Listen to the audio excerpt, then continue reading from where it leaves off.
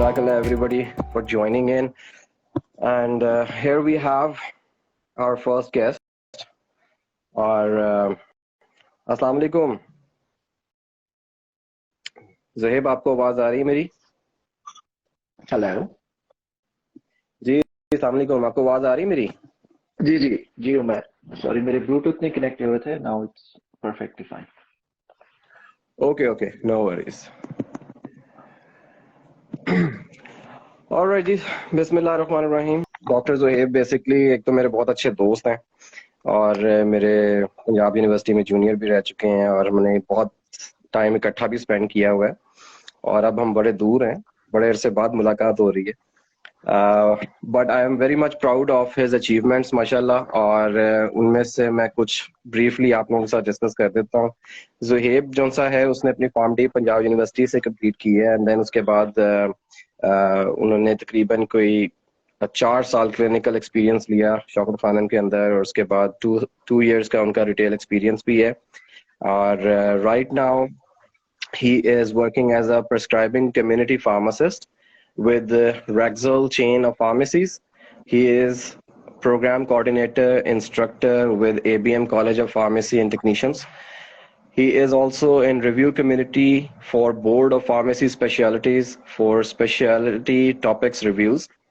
Or having said this, the most important and interesting thing is this कि ये माशाल्लाह एक नहीं दो बोर्ड स्पेशलिटीज लेके बैठे हुए हैं। So I am very much happy. आप एक तो BCPS है, बोर्ड सर्टिफाइड फार्माकोथेरेपी स्पेशलिस्ट, और secondly you are also BCCS CP as well, यानी कि board certified critical care specialist माशाल्लाह। तो वेलकम मिस्टर ज़ुहेब, आप मुझे ब्रीफली अपना थोड़ा सा एक जर्नी एक्सपीरियंस शेयर कर सकते हैं अपने ऑडियंस के साथ? That would be very nice. Okay, thank you Umair for inviting me. और जैसे कि आप जानते हैं कि हम दोनों ने अपना कैरियर जो है वो क्लिनिकल साइड से शौकत खानम में इकट्ठे स्टार्ट किया था। तो काफी अच्छी जर्नी रही सो फार। शौकत खानम में मैंने अपनी आफ्टर ग्रेजुएशन मैंने और उमैर ने इकट्ठी इंटर्नशिप की थी, और उसके बाद मुझे हम 2012 का मैं ग्रेजुएट हूँ। तो 2013 में मुझे रेजिडेंसी ऑफर हुई थी शौकत खानम में। तो I was the first batch of Shaukat Khanum जिन्होंने जब अपना रेजिडेंसी प्रोग्राम स्टार्ट किया था। तो आई थिंक उसमें 3 या 4 रेजिडेंट्स थे, उनमें से एक मैं था जो फर्स्ट उनका सेशन था। तो 1 साल की रेजिडेंसी थी हमारी 2013 से 2014 तक, वो मैंने की। उसके बाद 2014 में मैंने Shaukat Khanum after my residency जब मेरी खत्म हुई थी, तो मैं 6 मंथ्स या साल के लिए शायद यूएस गया था अपने एग्जाम्स वगैरह के लिए। मैंने शौकत खानम आगे कंटिन्यू नहीं किया था। मैंने एफपीजी जो यूएस के लाइसेंसिंग होती है वो मैंने स्टार्ट की देने के लिए। तो मेरे ख्याल में मैं एग्जाम्स वगैरह दे के तो मैं 1 साल के बाद पाकिस्तान वापस आ गया था। कुछ पर्सनल रीजंस भी थी वापस आने की। पेरेंट्स शायद मेरे अकेले थे और देयर आर सर्टेन थिंग्स जो मैंने घर में करनी थी, तो मैं पाकिस्तान वापस आ गया। उसके बाद मैंने 2015 में मैंने दोबारा शौकत खानम ज्वाइन किया था, और as a pharmacist, staff pharmacist मैंने शौकत खानम ज्वाइन किया। और वहां से मेरी क्लिनिकल की सही जर्नी स्टार्ट हुई as becoming a clinical pharmacist. Shaukat Khanum का एक बहुत बड़ा रोल है मेरी लाइफ के अंदर, मुझे ग्रूम करने में, मुझे डेवलप करने में, और जितनी भी मेरी अचीवमेंट्स हैं उसमें no doubt Shaukat Khanum has played a very vital role.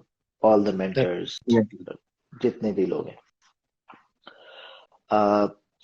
उसके साथ साथ जब मैं शौकत खानम में था तो वहाँ पे कुछ मेरे मेंटर्स भी थे जो ऑलरेडी बोर्ड की प्रिपरेशंस वगैरह कर रहे थे। तो वहां से मुझे थोड़ा सा एक्सपोजर भी मिला, थोड़ा सा आइडिया भी हुआ कि कैसे चीज़ों को आप अपने क्लिनिकल साइट्स के साइड लेके चल सकते हैं और उनको अपने गोल्स को अलाइन भी कर सकते हैं। तो मैंने शौकत खानम में उसके बाद 3 साल मजीद काम किया। पहले स्टाफ फार्मासिस्ट बना, फिर 1 साल बाद मैं क्लिनिकल फार्मासिस्ट बन गया और clinical services, specifically clinical services अंजाम देनी शुरू कर दी मैंने 2 साल तक। उस टेन्योर के दरमियान दरमियान अच्छा, मैं आपको थोड़ा सा एक चीज और एक्सप्लेन करूं। जब आप रेजिडेंसी करते हैं शौकत खानम के अंदर, तो आपको वो डिफरेंट डिफरेंट डोमेन्स के अंदर रोटेट करवाते हैं। जैसे आप इंटरनल मेडिसिन में आपका 3 वीक्स होते हैं या 4 वीक्स होते हैं, फिर ऑन्कोलॉजी होती है, फिर आईडी होती है, फिर क्रिटिकल केयर होता है। जितनी भी स्पेशलिटी शौकत खानम के अंदर है, तो आपको वो एक ओवरऑल एक्सपोजर सा दे देते हैं, ताकि जिस फील्ड में आपका मेन इंटरेस्ट है, आप उस फील्ड को आगे परसू करने में आपको आइडिया मिल जाए। तो जब मैंने स्टार्ट किया तो मेरा इनिशियल इंटरेस्ट था इंटरनल मेडिसिन के अंदर। तो अम, मैंने उस चीज को परसू करना चाहता था मैं। और राउंड्स फिर स्टार्ट किए। पहले मेरे साथ मेरे सीनियर्स होते थे, उनके साथ राउंड स्टार्ट किए। थोड़ा सा आइडिया लिया कि राउंड्स में क्या क्या चीजें इंपॉर्टेंट होती हैं, कैसे पेशेंट्स को उनकी हिस्ट्री कैसे लेनी है, और किन किन पॉइंट्स और चीजों पे आपने ज्यादा फोकस करना होता है। तो इसके साथ साथ जब मैंने रेजिडेंसी कंप्लीट की, तो मेरा फर्स्ट इंटरेस्ट इंटरनल मेडिसिन में था। तो जब मैं स्टाफ फार्मासिस्ट बना, तो स्टाफ फार्मासिस्ट में आपको 3 3 मंथ्स की रोटेशन आती हैं डिफरेंट डिफरेंट डिपार्टमेंट्स के अंदर। तो 3 मंथ्स जिस तरह आप कह लो कि एसेप्टिक सर्विस था, फिर 3 मंथ्स इन पेशेंट था, फिर 3 मंथ्स ओपीडी था, और आखिरी 3 मंथ्स जो होते हैं वो आपके क्लिनिकल में थे। तो मेरे लास्ट 3 मंथ्स जो थे ऑफ माई रोस्टर, वो मेरे क्लिनिकल में आए। तो उसके अंदर एवरीवन जो क्लिनिकल में थे, वो मेरी स्किल्स से और मेरी पेशेंट हैंडलिंग से और कम्युनिकेशन से थोड़े से मुतासर हुए। तो उन्होंने डिसाइड किया कि they will keep me in the clinical. और उसके बाद से मेरी सही जर्नी क्लिनिकल फार्मासिस्ट की स्टार्ट हुई। फिर मुझे 3 महीने की इन्होंने ट्रेनिंग दी कि मैं कैसे इंडिविजुअली काम कर सकता हूँ एज अ क्लिनिकल फार्मासिस्ट। तो इसमें सबसे इम्पोर्टेंट रोल मैं जरूर नाम लेना चाहूंगा। हमारी मेंटोर है, हमारी सीनियर है सिद्रा अंतलीब, जो इस टाइम पे कनाडा में ही होती हैं। अ, उन्होंने एक मेजर रोल प्ले किया मेरी ग्रूमिंग के अंदर, मुझे सिखाने के अंदर। साथ मेरे और मेंटोर्स आ गए, जो वाकई क्लिनिकल के अंदर काफी नॉलेज उनका अच्छा था। तो उनके साथ डिस्कशन में क्वेश्चनिंग पढ़ते पढ़ते तो एक अच्छा ग्रुप सा बन गया हमारा। वहां से फिर मैंने अपनी बोर्ड की प्रिपरेशन स्टार्ट की, बीसीपीएस की। तो उस टाइम पे पाकिस्तान में ऑलरेडी, जब मैंने बोर्ड की तैयारी स्टार्ट की थी, आई थिंक पाकिस्तान में ऑलरेडी 6 या 7 बोर्ड सर्टिफाइड फार्मासिस्ट थे। तो उनसे थोड़ी सी गाइडलाइन लेनी शुरू की कि कैसे पढ़ना है। उन्होंने काफी अच्छा गाइड किया। फिर उन्होंने ये बताया कि कैसे इसकी एप्लीकेशंस वगैरह कैसे फिल करनी है। वो सारा प्रोसीजर उन्होंने मेरी हेल्प आउट किया उसमें। तो मैंने जो फर्स्ट अटेम्प्ट अपनी बीसीपीएस के लिए, वो 2018 में मैंने ली थी। मेरे ख्याल में अक्टूबर था जब मैंने एग्जाम पास किया था। तो बीच में 1.5 साल का एक्सपीरियंस आया क्लिनिकल का, और उस एक्सपीरियंस के साथ मैंने अपना बीसीपीएस दिया। तो 2018 के अंदर फिर मैंने शौकत खानम को खैरबाद कहा, और मैंने अपना कैरियर परस्यू करने के लिए मैं यूएस मूव हो गया। उस टाइम के ऊपर जब मैं पहले यूएस गया था, मैंने सिर्फ एग्जाम्स वगैरह दिए हुए थे। यूएस का एक प्रॉपर प्रोसीजर है जिसमें आपने सर्टेन नंबर ऑफ आवर्स भी किसी फार्मेसी में करने होते हैं। तो मैंने वो पहले टाइम पे स्किप कर दिए हुए थे। तो मैं उसके लिए फिर यूएस मूव हो गया। मैंने वहां जाके अपने, मेरे ख्याल में 1500 आवर्स थे मैसेच्यूसेट्स स्टेट के लिए, जिसका कैपिटल बॉस्टन है। मैंने वहां पे अपने 1500 आवर्स पूरे किए एक रिटेल कम्युनिटी फार्मेसी के अंदर, जो कि लॉन्ग टर्म केयर को भी डील करती थी, और साथ उनकी स्पेशलिटी साइकेट्री की थी। सुहेब, हम वहां ना पे जा स्टेप बाय स्टेप, सॉरी आपको कट डाउन कर रहा हूँ, हम लोग स्टेप बाय स्टेप ये तमाम डिटेल्स में जाएंगे one by one. So can you just let us know कि अभी रिसेंटली आप कहाँ पे काम कर रहे हैं, कि आपका अभी अच्छा, रिसेंटली मैं अभी एक्सपीरियंस क्या है, how are you satisfied with your current status? Okay. So right now मैं कनाडा की सिटी है कैलगरी, उसके अंदर हूँ। यहाँ पे एक चेन रिटेल ग्रुप है, उसका नाम है रेक्सल। ये कनाडा की सेकंड बिगेस्ट रिटेल कंपनी है आफ्टर शॉपर्स। तो कनाडा का एक एडवांटेज जो यूएस से बेहतर है, वो ये है कि यहाँ पे फार्मासिस्ट के पास प्रिस्क्राइबिंग अथॉरिटी होती है। I can prescribe medications. Apart from narcotics, all the other That's a very good medications मैं प्रिस्क्राइब कर सकता हूँ। तो मुझे one. मतलब ऑलमोस्ट मुझे साल होने वाला हो गया। मैंने फार्मेसी स्टार्ट किया था 2 महीने 3 महीने मैंने फार्मासिस्ट किया, फिर as soon as they have one opening तो मैं एज अ फार्मेसी मैनेजर एक इनका स्टोर में पूरा डील करता हूँ, उसकी इन्वेंट्री वगैरह ईच एंड एवरीथिंग। तो ये मेरा Alright. करंट रोल है as a pharmacy manager in Rexall. Mashallah, mashallah. Very nice. So, how satisfying your job is right now? Initially जब मैंने स्टार्ट किया था और मेरे पास प्रिस्क्राइबिंग अथॉरिटी नहीं थी तो it was kind of annoying कि मैं पहले करता रहा, मतलब इतनी एडवांस फील्ड में मैं था और वहां से फिर मैं जब रिटेल में आया तो it was kind of disappointing in the start. लेकिन फिर जब मैंने इसको थोड़ा सा वैल्यूएट किया और जब मेरे पास ये प्रिस्क्राइबिंग अथॉरिटी आई देन आई रियलाइज कि this is a good thing. आपके पास एक चीज है जिसको आप यूटिलाइज करके पेशेंट्स की हेल्प कर सकते हैं। तो नाउ Mhm. आई फील के I am almost in the same side, जो डॉक्टर कर Right. रहा है मैं भी वही कर रहा हूँ। हिस्ट्री ले रहा हूँ, डायग्नोसिस देख रहा हूँ, लैब रिजल्ट्स देख रहा हूँ, उसके बाद ही आप प्रिस्क्राइब करते हैं। तो almost I am pretty much satisfied after this. नहीं, वैसे माशाल्लाह this is one big up for you. और इवन बच्चों के लिए भी ये बड़ी एक सरप्राइजिंग बात होगी कि ऑलरोड जो एक्चुअली मेरे से डायरेक्टली इन टच हैं, दे नो के प्रिस्क्राइबिंग ट्रेंड्स जो से इस वक्त फार्मेसी में जो से वो बढ़ते जा रहे हैं और इसकी बड़ी अपॉर्चुनिटीज अवेलेबल हैं। और इसके ऊपर हम बात करेंगे later on at the end of our session. लेकिन अभी फिलहाल हम लोग स्टेप बाय स्टेप, क्योंकि आज का जो सेशन है that is dedicated towards registered in USA, तो उसके हवाले से कुछ बहुत ही बेसिक क्वेश्चंस हैं, उसको वन बाय वन अगर हम लोग कौन सा है। I think okay, Umer has just joined. Okay, so my first basic question from you, Zohaib, is about the eligibility criteria for getting registration as a pharmacist in USA. So what are the basic eligibility criterias?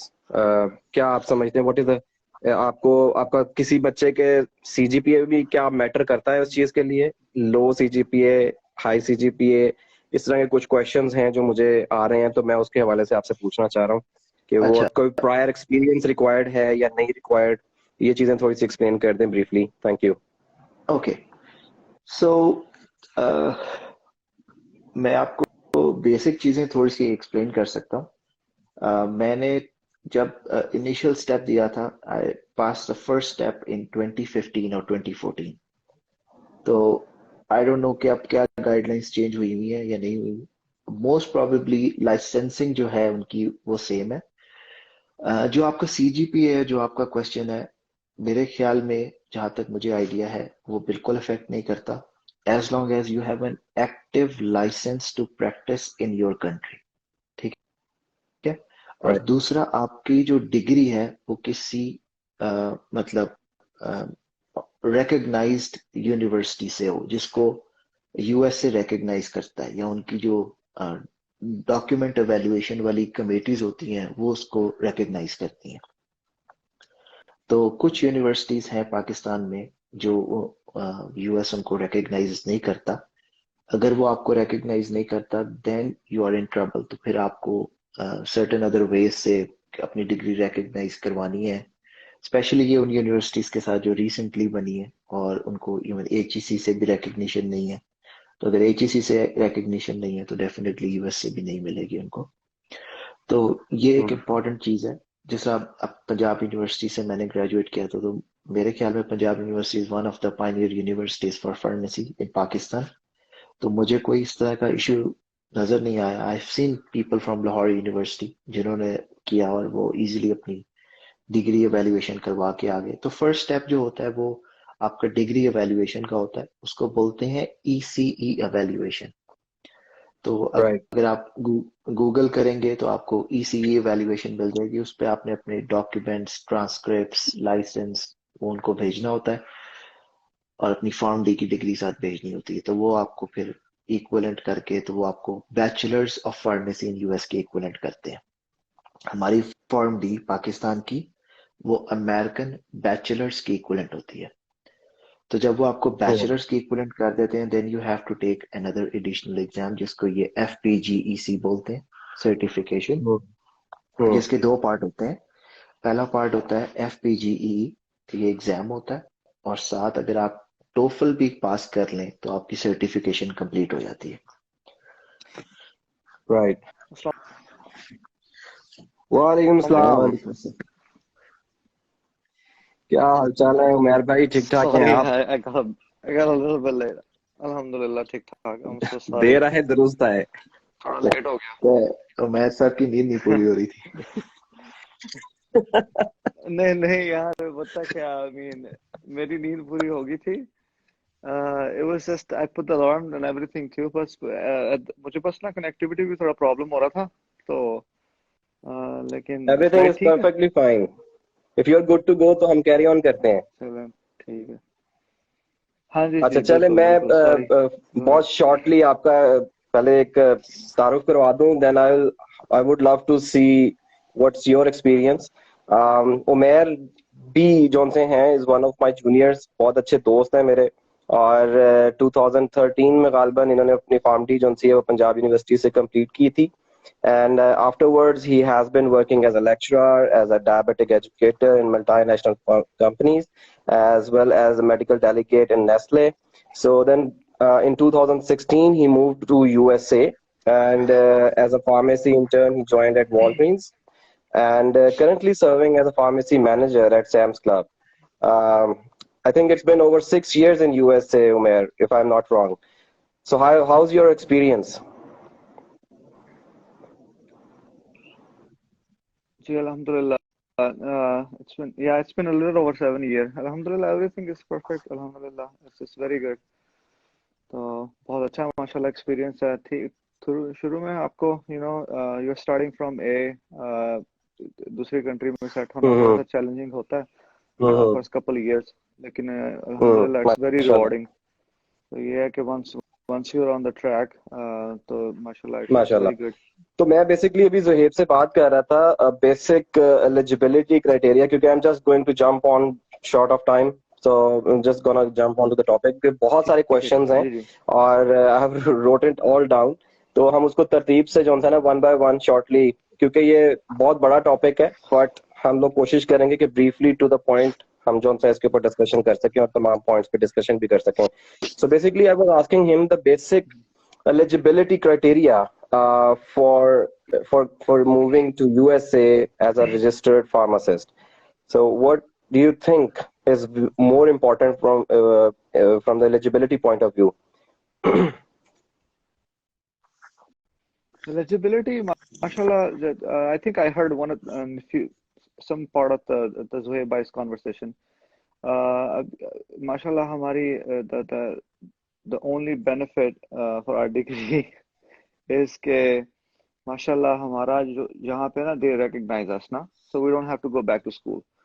Some other countries जिस तरह India है और दो other universities हैं उनमें ये है कि they have to go back to school to do some credit hours ना. तो अल्हम्दुलिल्लाह हमारा ये है कि हमें दोबारा स्कूल में नहीं जाना पड़ता तो which is a great thing क्योंकि यहाँ पे एजुकेशन वगैरह इट्स वेरी एक्सपेंसिव तो the only thing is कि they recognize as a bachelors ना ये हमें हमें फॉर्म डी के तौर पे ये recognize नहीं करते they recognize us as a bachelor of pharmacy ठीक है Mhm. BS pharmacy which is not a big deal कोई मसला नहीं है इसमें ये it doesn't come in your way कि आप लाइसेंस ले सकते Mhm. हैं या नहीं ले सकते तो इसमें परेशानी वाली भी कोई बात नहीं है इसमें कोई ऐसा नहीं है कि मैं फॉर्म डी नहीं हूँ तो ये है कि कुछ जॉब्स होती हैं जिस तरह यहाँ पे रिटेल तो आपको इजीली मिल जाती है ठीक है जैसे आप पाकिस्तान से आए हैं आप लाइसेंस के प्रोसेस से गुजर के गए हैं और आपको कोई मसला नहीं हुआ और आपने you get registered and everything लेकिन ये है कि कुछ जॉब्स होती हैं जो क्लिनिकल होती हैं हॉस्पिटल्स की होती हैं तो वहां पे there some of the jobs not all of them they're picky तो ये फॉर्म डी रिक्वायर्ड करते हैं ना वहां पे कहते हैं कि you have to be a form D उसमें ये होता है कि डाउन द रोड में भी in couple years when you had enough money आपने पैसे इकट्ठे कर लिए हैं you really have an option तो अभी है कि यहाँ पे पोस्ट बैक इसको कहते हैं प्रोग्राम्स होते हैं यूनिवर्सिटीज ऑफर करती है फॉरेन ग्रेजुएट्स को तो 1 साल का प्रोग्राम होता है आप उसको अपनी डिग्री को फॉर्म डी में कन्वर्ट करवा लो तो ये है कि दैट्स और इवन ये आपको जॉब मिलने के बाद आप ना ऑनलाइन कर लो या कुछ ऐसा कर लो, तो that's not really a big deal. तो अल्हम्दुलिल्लाह हमारा सबसे बड़ा एज ये है कि हमें रिकग्नाइज कर लेते हैं bachelor as a bachelor pharmacy. कुछ स्टेप्स हैं जो हमें एवेलुएट करवानी पड़ती है degree, they are very easy. हमारा प्रोसेस इस एग्जाम का यहाँ पे आने का इट्स वेरी वेरी सिंपल। जब हमने स्टार्ट किया था तब हमने थोड़ा सा ये भी सोच, कुछ कुछ लोगों ने हमें ये भी बताया था कि इट्स वेरी हार्ड, किधर जा रहे हो, क्या कर रहे हो, बड़ा मुश्किल हो जाएगा, यूएस जाना it's not an easy thing. लेकिन I feel like it's all of this is wrong. You just need to be motivated. You need to be on track. Okay, if you wanted to do it, you can do it.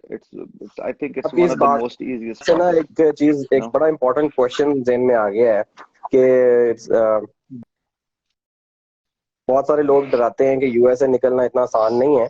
उसमें ना दो तरह के लोग हैं, एक वो जिनके यूएसए में कोई रिलेटिव्स हैं और एक वो जिनके यूएसए में रिलेटिव्स नहीं हैं। मैं इस क्वेश्चन के ऊपर भी आऊंगा, लेकिन हम एट द एंड इसके ऊपर बात करते हैं कि इससे क्या फर्क पड़ता है कि अगर आपका कोई, because if I am not wrong तो उमेर आपके शायद रिलेटिव्स हैं वहां पे और जुहेब आपके शायद नहीं है। Is that so? तो हमारे पास नहीं, तो दोनों मेरा भी हैं आपके। ब्रदर यूएस में होता है। तो लेकिन अच्छा ये अच्छा। बात सही नहीं है कि रिलेटिव्स ही हो। I know a lot of people जिनके रिलेटिव्स नहीं थे और दे आर वेरी सक्सेसफुल। तो ऐसी कोई बात नहीं होती है। मेरे ख्याल में आपकी अपनी एफर्ट होती है, आप कितना एफर्ट कर सकते हो। तो रिलेटिव्स हम्म। का सिर्फ ये एज होता है कि आपको थोड़ा सा जरा इनिशियली जाके आपको ऐसा फील नहीं होता कि आप एक डिफरेंट कंट्री में आ गए हो। तो गाइड करने के लिए होते हैं, डॉक्यूमेंटेशन कुछ इनिशियली आईडीज वगैरह बनानी होती हैं आपने जाके। तो they can help you right with that thing. Plus आपको पिक राइट एंड ड्रॉप मिल जाती है, एयरपोर्ट पे कोई राइट। लेने आया होता है आपको। तो ये थोड़ी सी चीजें होती हैं जो बंदे को थोड़ी सी जरा तसल्ली हो जाती है। Otherwise I don't think so it's a big deal. बाकी चलें, that's great. Okay, so what is the process of registration in a very very brief way if I have to ask you, क्योंकि जोहेब मुझे अभी उससे पहले बता रहे थे ईसीए इवैल्यूएशन के बारे में। तो जोहेब अगर वहीं से अगर आप कंटिन्यू करें in a very short briefly के प्रोसेस ऑफ रजिस्ट्रेशन क्या है from the scratch to the end. Okay, so Umar correct me अगर मैं कुछ स्टेप वगैरह मिस कर जाऊं। तो सबसे पहला स्टेप तो यही है कि आपने ईसीई इवैल्यूएशन करानी होती है। तो उसके लिए मैंने आपको बता दिया है, जस्ट गूगल ईसीई इवैल्यूएशन, एक फॉर्म आ जाएगा, आपकी वेबसाइट आ जाएगी। उसमें आपने अपनी कंट्री चूज करनी है, फिर वो आपको डॉक्यूमेंट्स बता देंगे कि आपने ये भेजने हैं। You just send them. उसका उनका कोई प्रोसीजर टाइम होता है मेरे ख्याल में, कुछ 3 वीक से लेके कुछ 6 वीक्स के दरमियान दरमियान, या हो सकता है 3 मंथ्स भी लग जाए लोगों के। तो वो आप वैल्यूएशन करा के रख लें। Once you have the valuation then you can apply for FPGE exam, जो उनका पहला मेन एग्जाम है। तो उसकी भी पहले जो था वो साल में मेरे ख्याल में 2 दफा होता था। अब मेरे ख्याल में उन्होंने शायद एक दफा कर दिया एग्जाम भी एफपीजी। तो आपने उसके अकॉर्डिंगली अपनी एवेल्युएशन पहले तैयार करके रखनी है, then you can apply for FPG exam. Once you pass that exam, उसके बाद साथ ही आपने अपना टोफल एग्जाम देना है। और टोफल के बारे में ये कि TOEFL you can take from 3 countries. आप कनाडा से भी दे सकते हो, आप यूएस में भी दे सकते हो, आप ऑस्ट्रेलिया से भी दे सकते हो, और आप न्यूजीलैंड से भी दे सकते हो। तो ये देयर आर सर्टेन कंट्रीज जहां से ये टोफल का स्कोर एक्सेप्ट करते हैं। अगर आप पाकिस्तान से दोगे तो वो एक्सेप्ट नहीं होता। So you have to be in either of these countries जिनको ये एक्सेप्ट करते हैं। तो यहाँ से अगर आप टोफल का स्कोर पास कर लेते हो तो आपको वो सर्टिफिकेशन भेज देते हैं। Once you have the certification then you can you apply repeat with this countries? Can you repeat the countries? Canada, USA. Canada, USA, Australia, New Zealand. Okay okay. Okay, इन इनसे आपका टोफल का स्कोर ये accept करते हैं। और दूसरा चीज ये है कि वंस यू आर सर्टिफाइड, जब आपके पास एफपीजीईसी सर्टिफिकेशन आ जाती है, तो फिर आप अपनी स्टेट्स के ऊपर वर्कअप करना शुरू कर देते हो कि अब मैंने इन स्टेट्स में जाना है। उसके लिए भी आगे सर्टन चीजें हैं। जिस तरह अब मेरी सिचुएशन थोड़ी डिफरेंट थी, उमैर की सिचुएशन थोड़ी डिफरेंट थी। मैं था विजिटर वीजे के ऊपर। तो you can do all most of your exams on visitor visa, and you can be a licensed pharmacist in America on visitor visa as well. So you, अगर आपके पास बाय चांस या आपकी हार्ड लक चल रही है, आपको कोई और स्पॉन्सरशिप नहीं मिल रही है, you can find any other ways of converting your visitor visa in in any other stream, तो आप फिर भी सर्टेन स्टेट्स हैं अमेरिका के अंदर जो आपको विजिटर वीजा के ऊपर ही अपना लाइसेंस कंप्लीट करने देती हैं। Otherwise most of the states they require social security number. Umair, आप कुछ ऐड करना चाहोगे इसमें आगे? हाँ जी, थोड़ा सा प्रोसेस जोया भाई, आपने मोस्ट ऑफ द थिंग्स तो यही है, लेकिन ये है कि अभी प्रोसेस थोड़ा सा चेंज हो गया। अभी ये है कि पहले आप ईसीई को एवेलुएट करवाते थे, you can do all of that stuff now too, but पहले आप ईसीई करवाते थे, एफपीजी दे के फिर टोफल करते थे। अब प्रोसेस चेंज हो ये ओके। हुआ कि you have to take TOEFL first.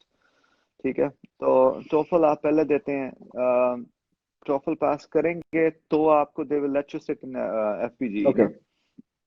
तो अभी ये है कि पहले हमने कैसा किया था कि हम यहाँ पे आए थे, जिस तरह जोहेब भाई ने बताया, एफपीजी दिया, देने के बाद हमारे पास that score is valid for 5 years।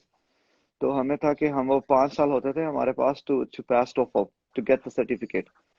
तो अब ये है कि you have to pass TOEFL first in order to take FPG. चाहिए। तो आई वाजंट अवेयर कि there are few other countries that let you take the exam. I was under the impression that you have to be in USA। ठीक है, क्योंकि FPG की जो website है उसके ऊपर लिखा हुआ है, if you go there, FPGEC, their certification program, NABP is the organization, so National Association of Board of Pharmacy। तो NABP की साइट पे जाएं और FPGEC बुलेटिन डाउनलोड करें ना, उनका जो जो बुलेटिन है, तो they say that it has to be in the US और US territories ना। तो जो आपको जो आपका टोफल है, तो अभी ये है कि this is one of the things. अभी जो हमने किया था जब हमने विजिट वीजा लिया था पाकिस्तान से, तो हमने एम्बेसी में ये कहा था कि we are going to take the exam. हमने ईसी की वैल्यूएशन उनको दिखाई थी कि हमने एग्जाम लिया, और हम लोग उस एग्जाम की बेस पे उन्होंने हमें एफपीजी मतलब कि एग्जाम की वैल्यूएशन उनकी, हमें उनका मतलब कि ऑथराइजेशन टू टेस्ट, हमें सब कुछ दे दिया था ना। तो हमने उनको दिखाया था कि हम टेस्ट देने के लिए जा रहे हैं। तो अब ये है कि it's a little bit tricky now, वो एग्जाम की ऑथराइजेशन तो मिलती नहीं है हमें, क्योंकि हमने टॉफल करना होता है पहले। तो जो आप बेस है, जिस बेस पे आप उनको कन्विंस करते हो, is that you have to take TOEFL. I am going to take the TOEFL. ठीक है, आप एवेलुएट करवा लो अपना ईसीई, पहले करवा लो, पाकिस्तान से करवा लो। लेकिन उसके बाद ये है कि आप जब एम्बेसी में जाते हो तो आप टोफल की बेस पे जा रहे हो बेसिकली, कि आप उनको कहो कि यार ये they don't accept it from anywhere else. आप प्रिंट आउट कर लो उनकी, दिखा दो उनको कि they don't accept it, I have to be in USA to take this exam. ठीक है, तो आप यूएसए जाओ, टोफल दो। उसके बाद यूजुअली होता है ये कि फर्स्ट एंट्री में जब आप यूएसए में उतरते हो तो they don't let you stay for more than 6 months। तो ये पहली एंट्री जो आपको मिलती है यूएसए में आने के बाद, वो 6 महीने की होती है, जो आपको पोर्ट पे वो जो लगाते हैं स्टैंप। तो 6 महीने आपने फिर जब आना है, वो इस लिहाज से आना है, अक्टूबर में हो रहा है आजकल टेस्ट एफपीजी का। वो वंस ए ईयर होता है, पहले ट्वाइस ए ईयर हो रहा था, अप्रैल अक्टूबर में, इस साल अब सिर्फ अक्टूबर में होता है। तो आप ये है कि आप तैयारी शारी अपनी अच्छी तरीके से करके आओ, एग्जाम से एक आधा महीना पहले आप यहाँ पे आओ। तो आने के बाद आप टोफल दो। टोफल का रिजल्ट हफ्ते डेढ़ हफ्ते में आ जाता है। तो अगर तो आपने पास कर लिया, यू कैन, फिर ये है कि फिर आपके पास एटलीस्ट इतना टाइम होना चाहिए, फॉर एग्जांपल आपके एग्जाम्स डेडलाइन से पहले आओ। आपने बड़ा चैलेंजिंग हो गया इस लिहाज से थोड़ा सा टाइमलाइन में, कि आपको ना डेडलाइन से पहले आना पड़ता है, टोफल पास करके फॉरन एफपीजीसी की एप्लीकेशन फाइल करनी पड़ती है। फिर आपको एलिजिबिलिटी मिल जाए तो आप उस साल दे देते हो, नहीं तो you have to go back and wait for next year. ठीक है, तो थोड़ा सा ट्रिकी हो गया। पहले ये था कि आप एफपीजी को पहले, अभी ये था कि लोग एफपीजी कर लेते, तो इतनी इतनी देर टोफल ही नहीं होता था, क्योंकि हमारे हमारे थोड़ा सा जो हमारा चैलेंजिंग पार्ट है ना, वो लैंग्वेज ही है। एफपीजी के जो टोफल का जो स्कोर है ना, वो थोड़ा सा हमारे लिए, स्पीकिंग स्पेशली, वो हमें थोड़ा सा चैलेंज दे देती है। अदरवाइज तो ये जो pharmacy exam not a big deal, seriously. I mean, अगर आप लोगों ने अच्छे तरीके से, हम लोग भी सारे एनुअल सिस्टम से पढ़ के आए हुए हैं आखिरी 2 महीने, तो ये थोड़ी सी इंकरेजमेंट है लोगों के लिए कि इतना कोई नहीं होता था हमारे जमाने में भी। आप लोग माशाल्लाह तो दोनों टॉपर आदमी हैं, लेकिन मैं तो बस पूरा पूरा लेके पास होने वाला हूँ। लेकिन ये है कि हमें भी इतना कोई प्रॉब्लम नहीं हुआ था 2-3 महीने आप I think there was one of the questions about study material, तो वो ये था कि let you guys know about that you, तो 2-3 महीने आप अगर दिल बिठाली से बैठ के पढ़ लो तो it's more than enough for you right. Guys. तो ये कि प्रोसेस थोड़ा सा है इसी का, टोफल पहले देना पड़ता है, टोफल की बेस पे आजकल वीजे मिलते हैं। फिर उसके बाद आप आओ, आके आपके पास इनफ टाइम है, आपने आते साथ ही टोफल दे दिया, 6 महीने होते हैं, तो टोफल दो विद इन अ वीक आपने पास कर लिया है, तो ईसीई वाला काम आपने फटाफट और एनएबीपी वाला काम कर लेना है। तो ये है कि अगर तो उनकी डेडलाइन वगैरह नहीं हुई तो they will let you sit in the same exam, ठीक है, other if not then you have to go back, फिर आप वेट करो, फिर 5-6 महीने आप रुकना चाहते हो रुक जाओ, उसके बाद पाकिस्तान वापस चले जाओ और फिर वेट करो नेक्स्ट राइट। और तो दूसरा इसमें यह है कि टोफल की भी एक्सपायरी है, 2 साल में एक्सपायर हो जाता है टोफल भी। 2 साल हाँ, का दो हम्म साल तो का स्कोर ये होता भी है, हाँ आपने बिल्कुल। जरा प्लान करना है कि अगर आपको एक सीट नहीं मिलती तो you only have one chance to sit for FPG, क्योंकि उसके बाद फिर आपको टोफल एक्सपायर हो जाएगा। ये तो बिल्कुल। बेसिकली हमारा मेन यहाँ पे जो चैलेंज है वो टाइमिंग है। Timing is everything. हमने हमने अपना बिल्कुल एफपीजी का टेस्ट, हमने अपना टॉफल का एवेल्युएशन, हम लोगों ने ये within that 6 months of period हम लोगों ने वो कंप्लीट करना है। और that brings us to the next relevant question के what best visa option do we have, कि हमें किस वीजा ऑप्शन मतलब कौन कौन से वीजाज एक्चुअली ऑप्शंस अवेलेबल हैं for the beginners and for the experience people. कौन सा वाला बेहतर है कि आपको यूएस से किस पे आना चाहिए? लाइक आपने कहा कि विजिटर वीजा पे आना चाहिए। लाइक कुछ बच्चे जो से हैं वो ये भी सोच रहे होते हैं कि हम स्टडी वीजा पे चले जाते हैं, फिर हम जो सा है वहां पे जाके एफपीजी कर लेंगे। तो इन इन चीजों को थोड़ा सा गाइड कर दें कि क्या बेहतर ऑप्शन है हमारे पास।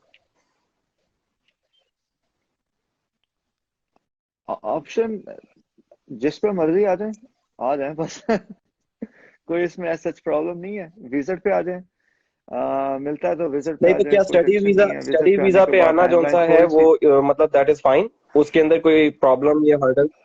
या आप कोई उसमें क्या, वैसे ये है कि देखें there are so many universities यहाँ पे। अब ये है कि if you want to get into a university जिसमें आपके पैसे ज्यादा नहीं लगते, एजुकेशन यहाँ पे थोड़ी सी एक्सपेंसिव है, ठीक है, तो अब होता ये है कि आपने अच्छी यूनिवर्सिटी का आपने कोई जीआरई दिया था, जीमैट दिया था, अच्छे प्रोग्राम में एडमिशन लिया, स्टेट यूनिवर्सिटीज में उनकी रिक्वायरमेंट दे दी, टोफल वगैरह पाकिस्तान से दे दिया, वो टोफल एक्सेप्ट कर लेते हैं जो एजुकेशन पर्पजेस के लिए होता है ना। तो अगर आपने वो सारा कुछ किया, you get into a university, अच्छा हो गया आपका, तो the only plus point for student visa is that it gives you a lot of time, ठीक है, आपके ऊपर वो टाइम वाली प्रॉब्लम नहीं रहती। आप मास्टर्स के लिए आते हो, 1 साल 2 साल के लिए आप यहाँ पे हो, फिर उसके बाद आपको ये मास्टर्स जो प्रोग्राम होते हैं, जो जो स्किल्ड मतलब के प्रोग्राम्स है ना, जिसमें आपने कोई फार्मास्यूटिकल केमिस्ट्री में कुछ ऐसा कर लिया, या आपने एमबीए में एडमिशन लिया हुआ था, या आपने आईटी में कुछ एडमिशन लिया हुआ था, तो ये है कि वो स्टूडेंट वीजाज 2 साल का हो फॉर एग्जांपल प्रोग्राम, तो आपको सीपीटी मिलती है which is a work permit visa. Her country का डिफरेंट होता है, यूके में भी ऐसा ऑप्शंस होते हैं, मैंने सुना हुआ, लेकिन अमेरिका में इसको सीपीटी कहते हैं, 1 साल का वर्क परमिट वीजा मिलता है, तो आपके पास ना, जिसमें आप you are fully allowed to work legally, ठीक है, तो उसमें ये होता है कि आपको it gives you a lot of time, peace of mind होता है, आपके पास 3 साल है, 2 साल है, आपने पाकिस्तान नहीं भी जाना, इट्स योर चॉइस, बट ये है कि आपके पास there is a lot of time for you to complete the whole process. तो अब विजिट वीजा में ये है, विजिट वीजा में वही बात है, चैलेंज आ जाता है, ठीक है, चैलेंज ये आ जाता है कि आपने बेसिकली आप आए हो, 6 महीने आपके पास हैं बेसिकली, ठीक है, आपको 6 महीने की एंट्री मिली हुई है, अनलेस आप यहाँ पे विजिट पे आए हो and then you found a school, ठीक है, आपको यहाँ पे एक स्कूल मिल गया, आपने इधर उधर देखा कि मैं क्या करूं, और स्कूल मिल गया, स्कूल मिलने के बाद आपने वहां पे स्टूडेंट वीजा अप्लाई कर दिया यहाँ पे रहते हुए, ठीक है, आपने वहां से एक्सेप्टेंस लिया है, इसका मैंने भी किया था, तो वहां पे बेसिकली आपने एक्सेप्टेंस लिया है, एक्सेप्टेंस लेने के बाद आपने यहाँ पे रहते हुए आपने स्टूडेंट वीजा अप्लाई कर दिया, और most of the time it does get accepted, ठीक है, तो वो आपको फिर कन्वर्ट कर देते हैं फ्रॉम विजिट टू स्टूडेंट, ठीक है, the only drawback with that is that they don't let you travel on that visa, ठीक है, तो ये है कि वो वहां यहाँ से मिला हुआ आता है, तो ये है कि जब आप पाकिस्तान वापस जाते हो ना उस वीजे पे,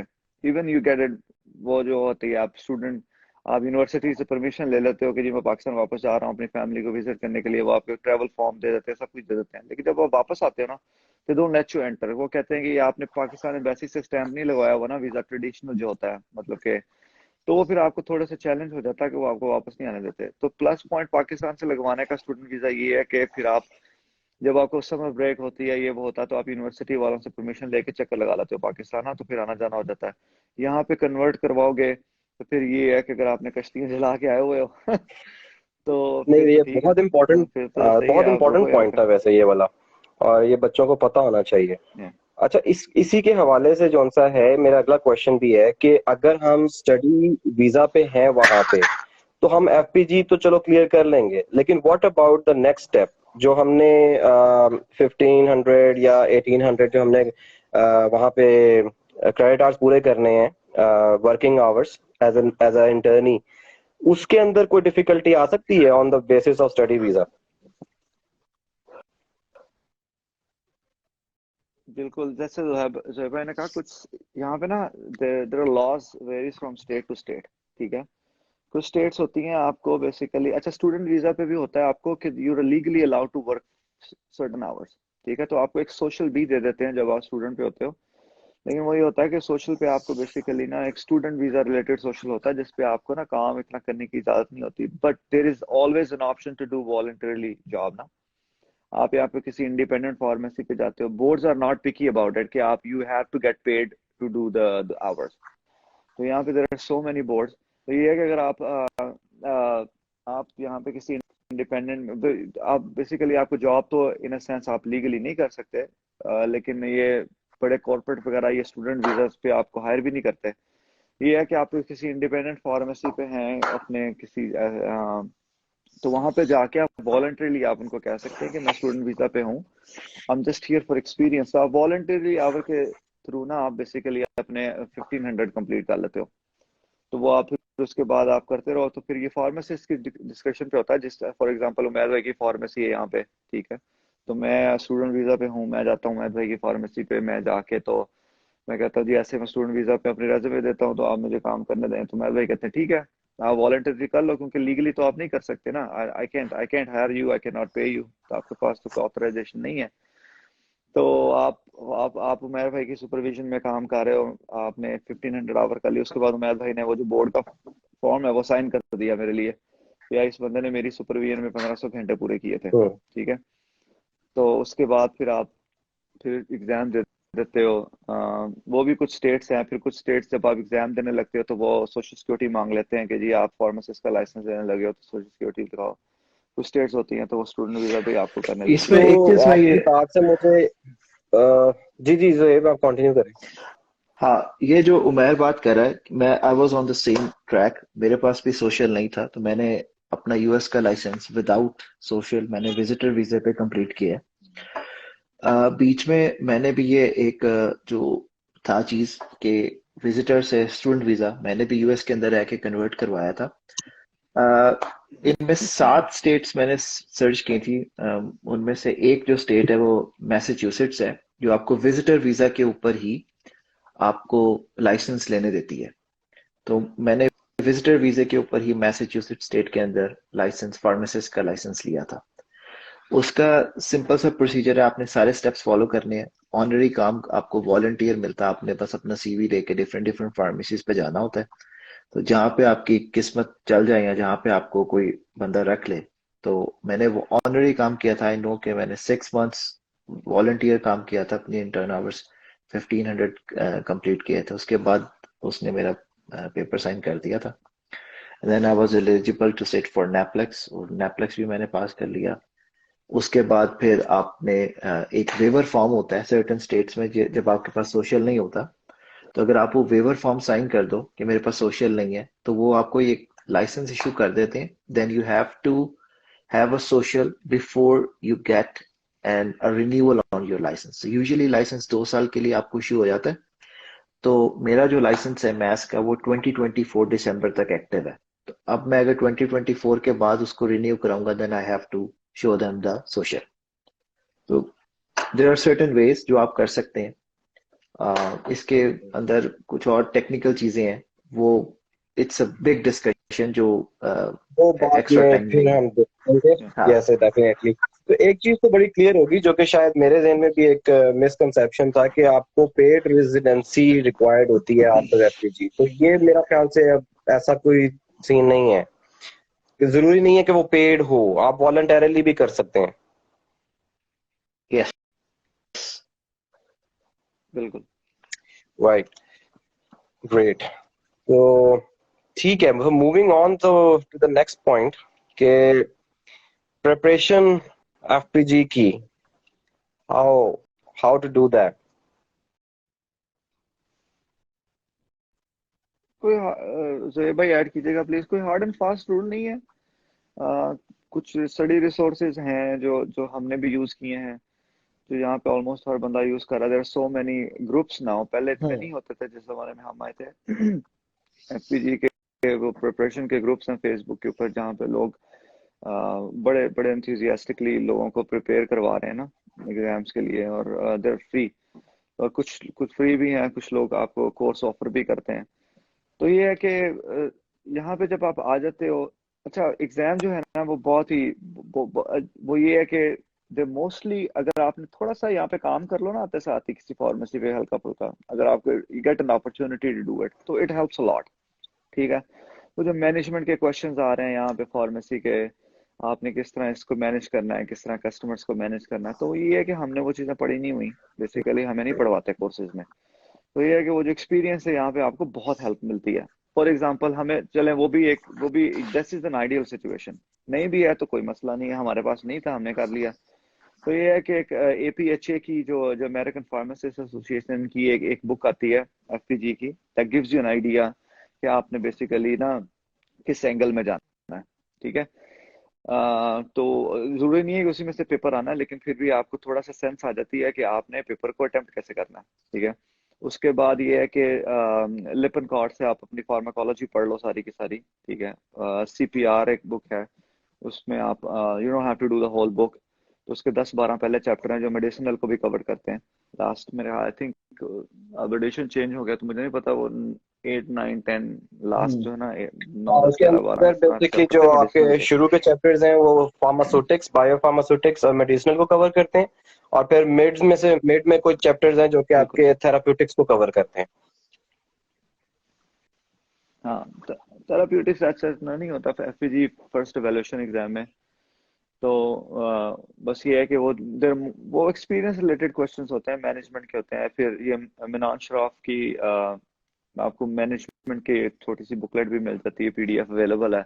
उनके 1000 एमसीक्यूज भी हैं। मैथ बड़ा इंपॉर्टेंट है। ठीक है। कैलकुलेशंस बहुत इंपॉर्टेंट है, और वो कोई हार्ड वही ड्रॉप्स कैलकुलेट कर लिए, करेक्टेड कैल्शियम, और ये वो जो हमारी जो बेसिक होती है ना आइडियल बॉडी वेट, और ये वो इस तरह की जो स्टैट, ठीक है, जो हम पढ़ते हैं। ये है कि मैथ स्टैट बहुत इंपॉर्टेंट है, क्योंकि ये आप उस पर कॉम्प्रोमाइज नहीं कर सकते। अगर आपकी वो नहीं चीजें ठीक ना, तो फिर आप बहुत पीछे ले जाती हैं आपको एग्जाम पर। I have seen people that actually pass the exam just based on math stat. उन्होंने बहुत अच्छे तरीके से मैथ स्टैट किया था और वो उन पर पास हो जाता है ना, क्योंकि वो it gives you a lot of edge. तो जी का बस यही बैकग्राउंड है, क्या है? बाकी सिर्फ जो भाई अगर ऐड एमसीक्यूज है? करना चाहता हूँ। एमसीक्यूज। एमसीक्यूज हैं, how many questions multiple choice almost? Question. Exactly ये पता नहीं, उस पे बुलेटिन में लिखा हुआ है एफपीजीईसी के। मैं I don't know I'm on just top of my just head. generally asking because let's say for example अगर आप ऑस्ट्रेलिया के लिए कैप्स करते हैं तो उसके अंदर 2 पेपर्स होते हैं, paper 1 and paper 2, and each almost contain 100 questions. So कुछ इस किस्म का इसमें कुछ आई थिंक जनरल आइडिया। 250 है। उसमें 50 जो 250 होते है, हैं वो 250 है। एक्सपेरिमेंटल होते हैं, 200 में से आपका स्कोर काउंट होता है, I think so. Okay okay okay. Right. तो अब अगर मैं टॉफल के वाले से, it's about 6 hours I think. उसमें आपको ब्रेक मिलती है थोड़ी सी, 5-6 घंटे का एग्जाम है, तो आपको ब्रेक भी देते हैं बीच में। टॉफल का क्या रिक्वायरमेंट? लेकिन ये है कि टॉफल की क्या रिक्वायरमेंट है? कोई रिक्वायरमेंट नहीं है, फेस नहीं, आई जमा मीन करोगे अंदर। कोई पासिंग रिक्वायरमेंट पासिंग नहीं, हमें क्राइटेरिया बस फॉर द एफपीजी क्या है? बिल्कुल वो आपने वो भी उसकी बुलेटिन पे है, 22। Reading Listening, 22, listening speaking 21, 26. speaking 26 और writing 24. परफेक्ट। और ये इसमें सबसे जो जो आई थिंक जो ट्रिकी पार्ट वो यही है कि you have to pass all of these in one. Sections in one attempt. ठीक है, तो अगर आपने स्पीकिंग, हाँ अगर आपने स्पीकिंग में 29 भी ले लिए ना, तो और बाकी सब में किसी एक में भी आपने फेल कर दिया, you have to retake it. यही तो सबसे बड़ा मसला होता है, जो बेसिकली ना हमारे एक एक नंबर से आप एक सेक्शन में रह जाते हो, बट वो it doesn't count because you didn't pass it the whole in one attempt, तो आपको दोबारा देना पड़ जाता है। तो अब तो खैर टोफल में भी थोड़ा सा हमारा चैलेंज ये था कि हम कहते थे कि यार ये इंग्लिश है, तो यहाँ पे आएंगे थोड़ी सी इंग्लिश बोलेंगे तो आ जाएगा। ठीक है, तो you have to treat it as an exam. ये भी एक एग्जाम है। ठीक है, इसको आपने पूरी प्रिपरेशन के साथ जाना है। आपके there so many resources, Notefull है, उसके बाद टीपीओ है, you have to study, practice practice practice. ठीक है, it requires a lot of practice. तो आप फोकस होके प्रैक्टिस करके एक आध महीना भी लगा लेना। ठीक है, आप रीडिंग पे कर लें, स्पीकिंग कर रहे हैं टाइमिंग के साथ, उसको टाइमिंग बड़ी क्रूशल होती है स्पीकिंग में। आपने अगर टोफल का आईबीटी का फॉर्मेट देखा हो तो उसमें ये है कि अगर आप, तो it's not a big deal. पहले बहुत इसको हमने भी हल्ला बनाया था, आते साथ ही लोगों ने बहुत अटेम्प्टें लगाई हैं इसके ऊपर। तो उसमें ये था कि वो बस जाके अपनी किस्मत आजमाते थे, पढ़ना नहीं। तो ये है कि इसको you have to treat it as an exam which is very very important. You have to do a lot of practice, और अगर आप प्रैक्टिस करके अच्छे तरीके से जाते हैं तो इंशाल्लाह अगर आप पहली में नहीं भी होते तो दूसरी में हो जाता फिर आपका। But you have for to the do best by the way. practice. तो अगर टॉफल या TOEFL is the only option for us, because there are so many other exams for English as well. IELTS है, PTE है, then we have ओटीई भी है I think एक सो। तो क्या सिर्फ हमें अमेरिका के लिए टॉफल ही रिक्वायर्ड है, राइट? No other option? बिल्कुल। Right, just offer. Okay. So Zuhaib, आप मुझे बता सकते हैं कि इनिशियली एक फ्रेश ग्रेजुएट को निकलना चाहिए right away after his graduation to the USA, या उसको कुछ देर पाकिस्तान में स्टे करना चाहिए? इसके ऊपर आपकी ओपिनियन क्या है? क्योंकि इसके ऊपर ये बड़ा सब्जेक्टिव सा क्वेश्चन है, लेकिन इसके ऊपर ओपिनियन क्या है आप दोनों की? वैसे मैं बारी बारी ओपिनियन लेना चाहूंगा। एज अ फ्रेश ग्रेजुएट निकलना चाहिए या एज अ एक्सपीरियंस फार्मासिस्ट?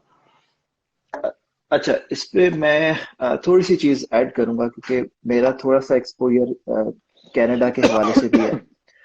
अ, मेरे ख्याल में जो अभी उमैर ने बात की है कि टोफल अब पहले देना पड़ेगा, तो आप टोफल कॉस्ट लाइक $180-200, तो आप $200 का एग्जाम देने के लिए आप आ रहे हो। और अगर आपका लेट से पहली अटेम्प्ट में नहीं पास होता, दूसरी में भी नहीं होता, यू टेक्स, इसके अनलिमिटेड अटेम्प्ट होती हैं, तो अगर आपका नहीं होता तो यू जस्ट वेस्ट। आजकल टिकट्स भी एक्सपेंसिव हैं, तो 2, 2.5, 3 लाख का तो सिर्फ टिकट ही है आपका। तो आप सिर्फ टोफल देने के लिए जा रहे हो बाहर, और आपको अगर एफपीजी की सीट नहीं मिलती, you have to come back, फिर आपने दोबारा जाना है, तो इट्स वेरी, आपको थोड़ा वो पिंच करेगी चीज कॉस्ट के हिसाब से। मेरा ये पॉइंट ऑफ व्यू है। अगर तो आपको पहले ट्रिप में निकल जाता है, यू टेक द एफपीजीईसी, उसके आगे और बहुत सारी हर्डल्स हैं जो कि हम फिर कभी किसी और सेशंस में डिस्कस कर सकते हैं। Getting a social is one of the biggest hurdle in states. आपको वर्क ऑथराइजेशन मिलना, एम्प्लॉय ढूंढना, this is one of the biggest hurdles in states. अगर आपके पास वैसे ग्रीन कार्ड है या कोई और आपकी स्टेटस कोई और है, तो उसके लिए आपको आसानी हो जाती है। मेरा थोड़ा सा point of view, once I move to Canada, मेरा थोड़ी सी चीजें सोचने की और करने की थोड़ी सी डिफरेंट हुई हैं। बीइंग अ कैनेडियन, अगर आपको कनाडा में अपॉर्चुनिटी मिलती है तो उसके बहुत से एडवांटेजेस हैं यूएस के अंदर। उसमें से कुछ एडवांटेजेस मैं आपको ये बताऊंगा कि अगर आप कैनेडियन फार्मासिस्ट हो, तो सर्टेन स्टेट्स इन यूएस आपको इंटर्नशिप वेव ऑफ कर देती है, तो आपको 1500 घंटे की जो डज है वो आपको नहीं पड़ती। लेकिन स्टिल वो नाइस। एक ड्रॉबैक है कि आपको यूएस में जाके फिर भी काम सीखना ही है, क्योंकि उनका सिस्टम आपको आएगा तो आपको जॉब मिलेगी। लेकिन देयर आर सर्टेन वेज आपको वो कुछ एग्जाम्स हैं वो आपको वेव ऑफ कर देते हैं, you don't have to take those exams. तो लेकिन still you have to be FPGEC certified बाकी आगे कुछ स्टेट्स हैं जो आपको नेपलेक्स भी शायद वेव ऑफ कर देती हैं। You don't have to take NAPLEX, you don't have to do the internship.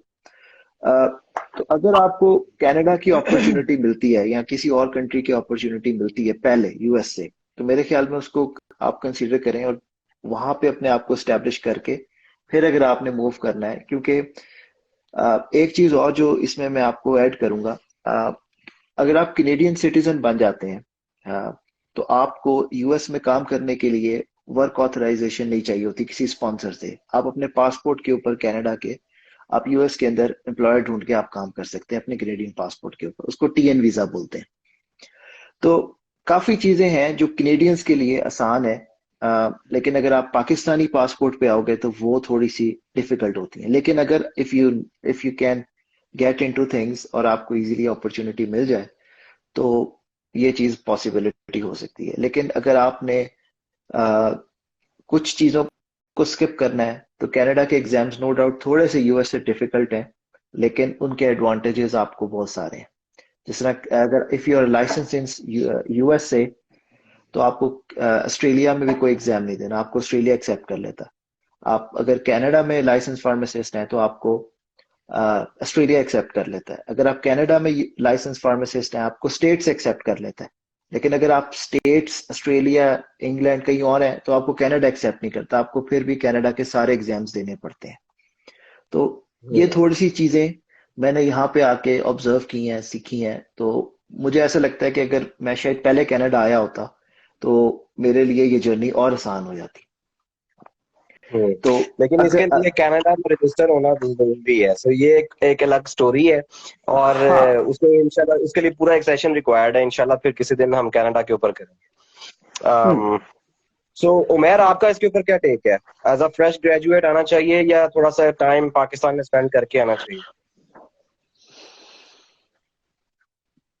जैसा सुहेब भाई ने कहा कि देखिए इसमें थोड़ा सा फाइनेंशियल एस्पेक्ट ही है बस। मतलब कि if you are able to support yourself और आपकी फैमिली यहाँ पे कोई है जानने वाला, इफ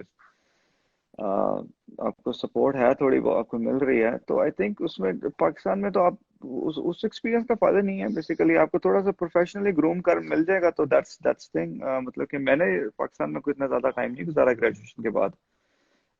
2013 में हुआ था, 2014 अगस्त, आई थिंक 1 साल रुका था पाकिस्तान में ना। तो डेफिनेटली उसका आज ये हुआ था कि मुझे I was taking a risk basically ना। आप यहाँ पे एक रिस्क लेने आ रहे हो, आपको तो नहीं पता आपके एग्जाम होने के नहीं होने।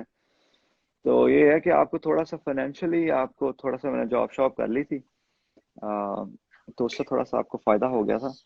तो ऐसा अगर आपको फाइनेंशियली कोई प्रॉब्लम नहीं है तो आप फ्रेश आ जाओ, उसमें तो आपको चक्कर नहीं है। तो उसमें उसमें आपको कोई फायदा नहीं होता कि अगर आपने पाकिस्तान में कोई जॉब किया तो आपको यहाँ पे फायदा देगी, तो उसका तो कुछ चले अब ना एक रेलेवेंस नहीं है। नेक्स्ट फेज में चलते हैं कि once you are there in USA, तो जो सबसे इंटरेस्टिंग क्वेश्चन होता है या एक्साइटमेंट होती है कि how much are you going to earn there, और सेविंग्स क्या होंगी, सैलरीज क्या होंगी, और अकोमोडेशन के हवाले से थोड़ा सा पर्सपेक्टिव बताएं। तो आप बता दें जरा, what is your basic salary, और एज एन इंटर्नी अगर आपको मिलता है तो वो क्या मिलता है, और इसका comparison when you get registered तो फिर क्या डिफरेंस आपको मिलता है as a pharmacist over there? यार ये तो बड़ी कैसे सैलरी पूछ ली आपने। आपने रेंज बतानी है, आपने अपनी तो सैलरी नहीं बतानी मुझे, आपने रेंज रेंज बतानी बतानी है। अच्छा चलो, अच्छा चलो, चलो बचत होगी फिर तो अच्छा नहीं, ये अच्छा, ये तो आप एक चीज देखेंगे, माशाल्लाह माशाल्लाह यूएस का कंपैरिजन नहीं है किसी कंट्री के साथ एनीवेयर इन द वर्ल्ड। ठीक है, जितना यहाँ पे फार्मासिस्ट हाईली पेड है ना वो कहीं और नहीं है। तो this is the very very big and motivational thing. ठीक है, कि आप इफ सम रीजन आप यहाँ पे किसी तरह भी मैनेज कर लेते हैं, वो आपने स्ट्रगल के पाकिस्तान आना जाना, यहाँ पे आप किसी तरह मैनेज कर लिया, if you get to register ये इंशाल्लाह it will be very fruitful और आपको वो रिवॉर्ड जरूर मिलेगा।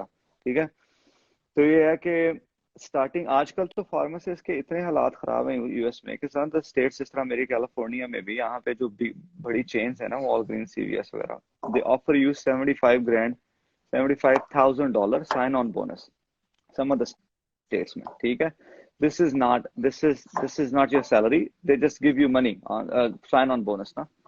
pretty $75,000, charming. $50,000, ठीक है। और और उसके बाद होता ये है कि उसके बाद when you get to register, आपको सैलरी में ये है कि फार्मासिस्ट की आजकल जो स्टार्टिंग रेंज करती है इस एनीवेयर फ्रॉम 130 to 150 थाउजेंड माशाल्लाह। Dollar year. अभी तक जो हमने पहले डिस्कशन की थी, लाइक मुझे लग रहा था कि बच्चे काफी डिमोटिवेट हो गए होंगे, लेकिन अब दोबारा मोटिवेशन हाई लेवल्स पे चली गई। नहीं, वो तो हाँ, टेंशन ना ले, उनको बच्चे यहाँ पे रजिस्टर्ड हो जाए तो माशाल्लाह माशाल्लाह फिर दैट तो सीन ऑन है। That's good. तो वो कोई टेंशन है, हाँ, इट्स वेरी वेरी गुड माशाल्लाह। और इंटर्न में भी ये है कि अगेन आपके पास वर्क ऑथराइजेशन है तो दे रेडी टू हायर यू। यहाँ पे अपॉर्चुनिटीज बहुत हैं। वर्क ऑथराइजेशन मिल जाए तो so many opportunities, these big firms chains, they're always ready to hire you ना। तो पहले जब हम यहाँ पे भी आए थे तो थोड़ा सा टेंशन होती थी कि वो फॉरेन ग्रेजुएट को हायर करना है, उसको 1500 घंटे ट्रेन करना है, तो कैसे होगा। सम ऑफ द कंपनीज वो कहते थे आजकल जी फॉरेन ग्रेड की हायरिंग पे बैन लगा हुआ है जी, हम नहीं हायर कर सकते। तो जिस तरह मुझे भी थोड़ा सा स्टेट मूव करना पड़ा था। पर ये है कि लेकिन अब तो माशाल्लाह सीन ही इतना जबरदस्त है। कोविड के बाद इतनी अपॉर्चुनिटीज हो गई थी, फार्मासिस्ट इनको मिल ही नहीं रहे थे। अभी भी आजकल सिचुएशन कुछ ऐसी हो चुकी है कि समझ ये जो है बिग चेंज होती है ना, इनका वर्क ये है कि it gets very stressful sometime ना, क्योंकि इतना इतना हैवी वॉल्यूम स्टोर्स होते हैं और ये होता है, तो इनको they need help all the time. तो अब तो ये फॉरेन ग्रेजुएट्स भी देखते वो यही वाला साहब है कि बस आपके पास लाइसेंस है, नब्ज चल रही है, आ जाओ बस खड़े हो जाओ, आ जाओ प्लीज आ जाओ। तो ये अभी तो इतने डेस्परेट हुए, मैं बस बता रहा हूँ ना, सम ऑफ द सिटीज इतनी डेस्परेट हुए हैं कि आपको $75,000 तक आपको साइन ऑन बोनस देते हैं। और ये कुछ कंपनीज तो इतनी डेस्परेट हो गई हैं अभी यहाँ पे, तो वो कहती हैं वर्क परमिट वीजा भी ले लो ना हमसे। पहले तो ये वो भी नहीं देते, ये जो बड़ी फर्म्स है ना, CVS का नाम सुना होगा, वॉलग्रीन्स का आपने नाम सुना होगा पाकिस्तान में। तो ये है कि ये पहले ये भी नहीं देती थी, लेकिन कुछ जगह जहाँ पे इनको स्टाफिंग प्रॉब्लम हो रही है मतलब के बंदे रखने में, तो वो यहाँ पे कहते हैं मैं आपको स्पॉन्सर भी करते चलो हैं, आ ये जाओ। तो तो ये ये है कि काफी डिपेंड। मोटिवेटिंग है बाय द वे। मेरा तो अपना ज़हन बन रहा हाँ, इंटर्न में भी आपको इंटर्न में भी आपको आप कंसिडर होते हो। इंटर्न में भी ये जबरदस्त बात ये है हमारी कि हम ना यहाँ पे जब आप स्कूल में जाते हो ना, तो एक आपका स्टूडेंट इंटर्न जो आपके यहाँ के ग्रेजुएट्स है ना, स्टूडेंट इंटर्न, वो आपको वही टेक्नीशियन सैलरी मिल है। रही होती है बेसिकली, एक्सपीरियंस ले रहे हैं आप। तो हम जब FEGC लेके हम जब इंटर्न लाइसेंस है तो हम we consider as graduate hmm. Intern, ठीक है। हमारा ग्रेजुएट, मैंने भी एज ए ग्रेजुएट इंटर्न ही जॉब की थी। मैं अपने और थोड़े से जूनियर्स को भी जानता हूँ यहाँ पे, they are working as a graduate intern which makes half of the salary hmm. Of pharmacist, ठीक है। तो जितना भी उसका करंट रेट होता है ना फार्मासिस्ट का, फॉर एग्जांपल अगर आप एग्जांपल दे रहा हम्म। हूँ, $60 है ना एन आवर आपका रेट चल रहा है मार्केट में, तो आपको $30 देते हैं उसकी, ठीक है। तो आप $30 लेके आप इंटर्नशिप करो घंटे की। तो उसके बाद फिर जब आपकी इंटर्नशिप कंप्लीट होती है, आपके पास लाइसेंस आ जाता है, तो they will give you the अच्छा, होल यहाँ पे फार्मेसी अब सैलरी। बहुत ही एक रेलेवेंट क्वेश्चन है। मुझे पता है यहाँ पे मेजोरिटी जो हैं वो सिंगल्स हैं, लेकिन कुछ होते हैं मेरे तरह के, रेप की तरह के मैरिड लोग भी हैं। उमर, मुझे नहीं तुम्हारा पता वैसे, स्टिल सिंगल? नहीं जी, अच्छा, सिंगल नहीं है। माशाल्लाह। राइट। माशाल्लाह माशाल्लाह। तो ये अल्हम्दुलिल्लाह, ये हाँ। क्वेश्चन बड़ा रेलेवेंट है, मुझे पूछना है कि मतलब ठीक है, बीइंग अ सिंगल आपके पास ज्यादा अपॉर्चुनिटीज होती हैं, लेकिन वही फाइनेंशियल पॉइंट ऑफ व्यू से भी बात कर रहा हूँ कि फैमिली पर्सपेक्टिव अगर देखा जाए, अगर if someone is having a family, तो वो शुरू के इनिशियल डेज यहाँ पे सरवाइव कर सकता है विद फैमिली?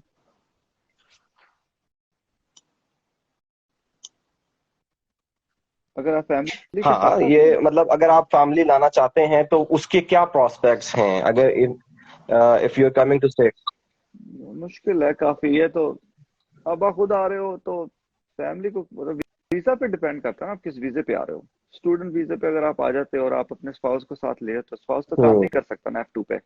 उसको F2 बोलते हैं, F1 वीजा पाकिस्तान से लेते हैं, F2 पे काम तो नहीं है, वो स्पाउस नहीं होता। तो ये है कि चैलेंजिंग हो जाता है, लेकिन ये है कि मैनेजेबल है, डूएबल है। आप उसी लिहाज से अपनी लिविंग एक्सपेंसेस को हम्म। कंट्रोल करो। और मतलब कि और जो आप यहाँ पे कर रही हैं फैमिली, फिर ये है कि बेनिफिट्स भी आपको नहीं मिलते। थोड़ा सा तो चैलेंजिंग जाहिर सी हम्म। बात है होगा, ठीक है। अगर हम इंटर्नी के तौर पे ये जॉब है कि करते हैं यहाँ पे, अगर इंटर्नी के तौर पे हम जॉब करते हैं तो उस वो आपको लगता है कि इट इज इनफ, या we need to do some odd jobs to earn some extra money? और देखिए, आप और जॉब, अगर आप इंटर्न के तौर पे आप काम कर रहे हो, अगेन उमेद भाई, अगर आपके पास है ना वर्क हम्म। ऑथराइजेशन, ठीक है, तो फिर आप 30 घंटे डॉलर के कमा रहे हो, which is more than enough. ठीक है, आप तो माशाल्लाह अपनी पूरी फैमिली सपोर्ट करोगे इजीली। ठीक है, और अगर आप वॉलंटियर जॉब कर रहे हो, जिस तरह हमने पहले डिस्कस किया था, एक आप देखें कि अगर आपने हफ्ते में 7 दिन है, आप 3 दिन कहीं पे वॉलंटियर जॉब कर रहे हो, 4 दिन आप और जॉब कर रहे हो, to to manage your expenses, तो ये है कि फिर दोनों को काम मिलके और जॉब्स के थ्रू मैनेज करना पड़ जाएगा। तो लेकिन इट्स चले डूएबल, कर सकते चले, हो, दैट्स कोई गुड। मुश्किल मैं नहीं है। अब इसको ऑलरेडी बहुत टाइम गुजर गया है, मुझे एक बहुत इम्पोर्टेंट एक फेज और डिस्कस करना है, और उसके बाद फिर हम इस सेशन को कंक्लूड करेंगे। स्टडी पर्सपेक्टिव थोड़ा सा डिस्कस कर लें, कि अगर यूएसए में हम on basis of study visa आते हैं, तो फॉर पीएचडी या फॉर मास्टर, तो एक तो ये कि इसकी प्रोस्पेक्ट्स क्या हैं, और इसके बाद हमें फ्यूचर प्रोस्पेक्ट्स उसमें क्या हमें मिलेंगे, और इसमें स्कॉलरशिप्स के हवाले से भी थोड़ा सा गाइड करना, अगर आपको कोई इन्फॉर्मेशन है उसके हवाले से तो। मुझे तो ऐसा इतनी नहीं है स्टूडेंट वीजा से रिलेटेड इंफॉर्मेशन। काफी मतलब कि पाकिस्तान से यूनिवर्सिटीज तो काफी हैं यहाँ पे, आप अप्लाई करो, there are so many private universities too. अच्छा, ठीक है, मैं तो इसको रीफ्रेज पिछले कर दिनों में देता हूँ, एड्स मैं वगैरह भी इसको थोड़ा देख सा रहा था ये रीफ्रेज कर देता हूँ। आपके नजदीक कौन सा है, वो study visa is the better option, और coming directly for the work permit? Depend कि वो आपको मिलता है या नहीं मिलता। वर्क बहुत चैलेंजिंग है डायरेक्टली वर्क परमिट मिलना, और यहाँ से वहां से लेके बंदा आना भी बड़ा चैलेंजिंग होता है। वर्क परमिट की बड़ी रिक्वायरमेंट्स होती हैं। यहाँ पे जो एम्प्लॉयर आपको स्पॉन्सर कर रहा है, उसको यहाँ पे आपको वो लीगल प्रोसेसेस होते हैं, उनको एड्स देना पड़ती हैं, उनको यहाँ पे बंदे रिजेक्ट करना पड़ते हैं, वो कुछ जस्टिफाई करना पड़ता है कि मैं यहाँ पे आपको इंटर्न क्यों नहीं मिला और आप पाकिस्तान से क्यों मंगवा रहे हो ना। तो it's very tricky, hmm. Very challenging. तो नॉट एन इजी इजी, अगर बहुत ही कोई लकी हो जाए, हम्म। एक्सेप्शनल चीज हो जाए, तो ये है कि फिर वो तो फिर बेस्ट है। लेकिन ये है कि स्टूडेंट पे student is better option as far as, because आपको टाइम, आपके ऊपर वो बंदिश नहीं होती, मेंटली तौर पे स्ट्रेस नहीं होता कि मैंने 6 महीने में सब कुछ खत्म करके जाना, नहीं गया फिर टिकट लेके पाकिस्तान जाऊंगा, फिर मैं हम्म। वापस आऊंगा, तो ये करूंगा वो करूंगा। तो फिर ये है कि उससे थोड़ा सा आपको फ्री हो जाता है। पर अगर आपको स्टूडेंट नहीं मिल रहा और विजिट मिल रहा है, तो फिर I mean it's better than nothing. यहाँ पे आप विजिट पे आओ, आके आप 6 महीने में बंदा ढूंढो। इंडिपेंडेंट फार्मेसी जहाँ पे आप रह रहे हो, न्यूयॉर्क में बहुत अपॉर्चुनिटीज हैं, बहुत इंडिपेंडेंट फार्मेसीज होती हैं। स्टेट स्टेट पे डिपेंड करता है। तो आप बंदा ढूंढो, लकी हो जाते हो तो आप 6 महीने में उसके साथ काम करो, आप उसको वो आपको स्पॉन्सर अप्लाई कर दे, यहाँ पे अप्लाई कर दे, उसके बाद यहाँ से अप्लाई करना थोड़ा सा।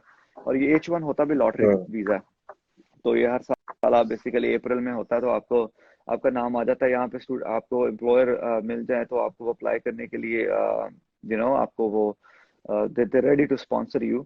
तो it's easier to do it this way. अगर आप पाकिस्तान से आ जाओ तो स्टूडेंट वीजा बेस्ट है, अगर नहीं मिलता तो विजिट पे भी आ जाओ, फिर उसके बाद अपनी ट्राई करो लक, यहाँ पे इंडिपेंडेंट एम्प्लॉयर ढूंढने के बाद कोशिश करो, काम करो उसके साथ, जितनी आप एफर्ट करते हो, जितना उसको आप मतलब शो करवाते हो कि यू हैव पोटेंशियल, तो वो आपके ऊपर इन्वेस्ट करे, आपको मतलब कि लॉन्ग टर्म उसको एम्प्लॉयर को आपके अंदर नजर आ रहे हो ना, उसको थोड़ा सा फ्यूचर उसका नजर आ रहा हो कि यार ही इज टैलेंटेड, और ही शी इज टैलेंटेड, वो मैनेज कर रहा है मेरी फार्मेसी को, he is doing a good job, तो वो ये है कि they sometimes willing to do it.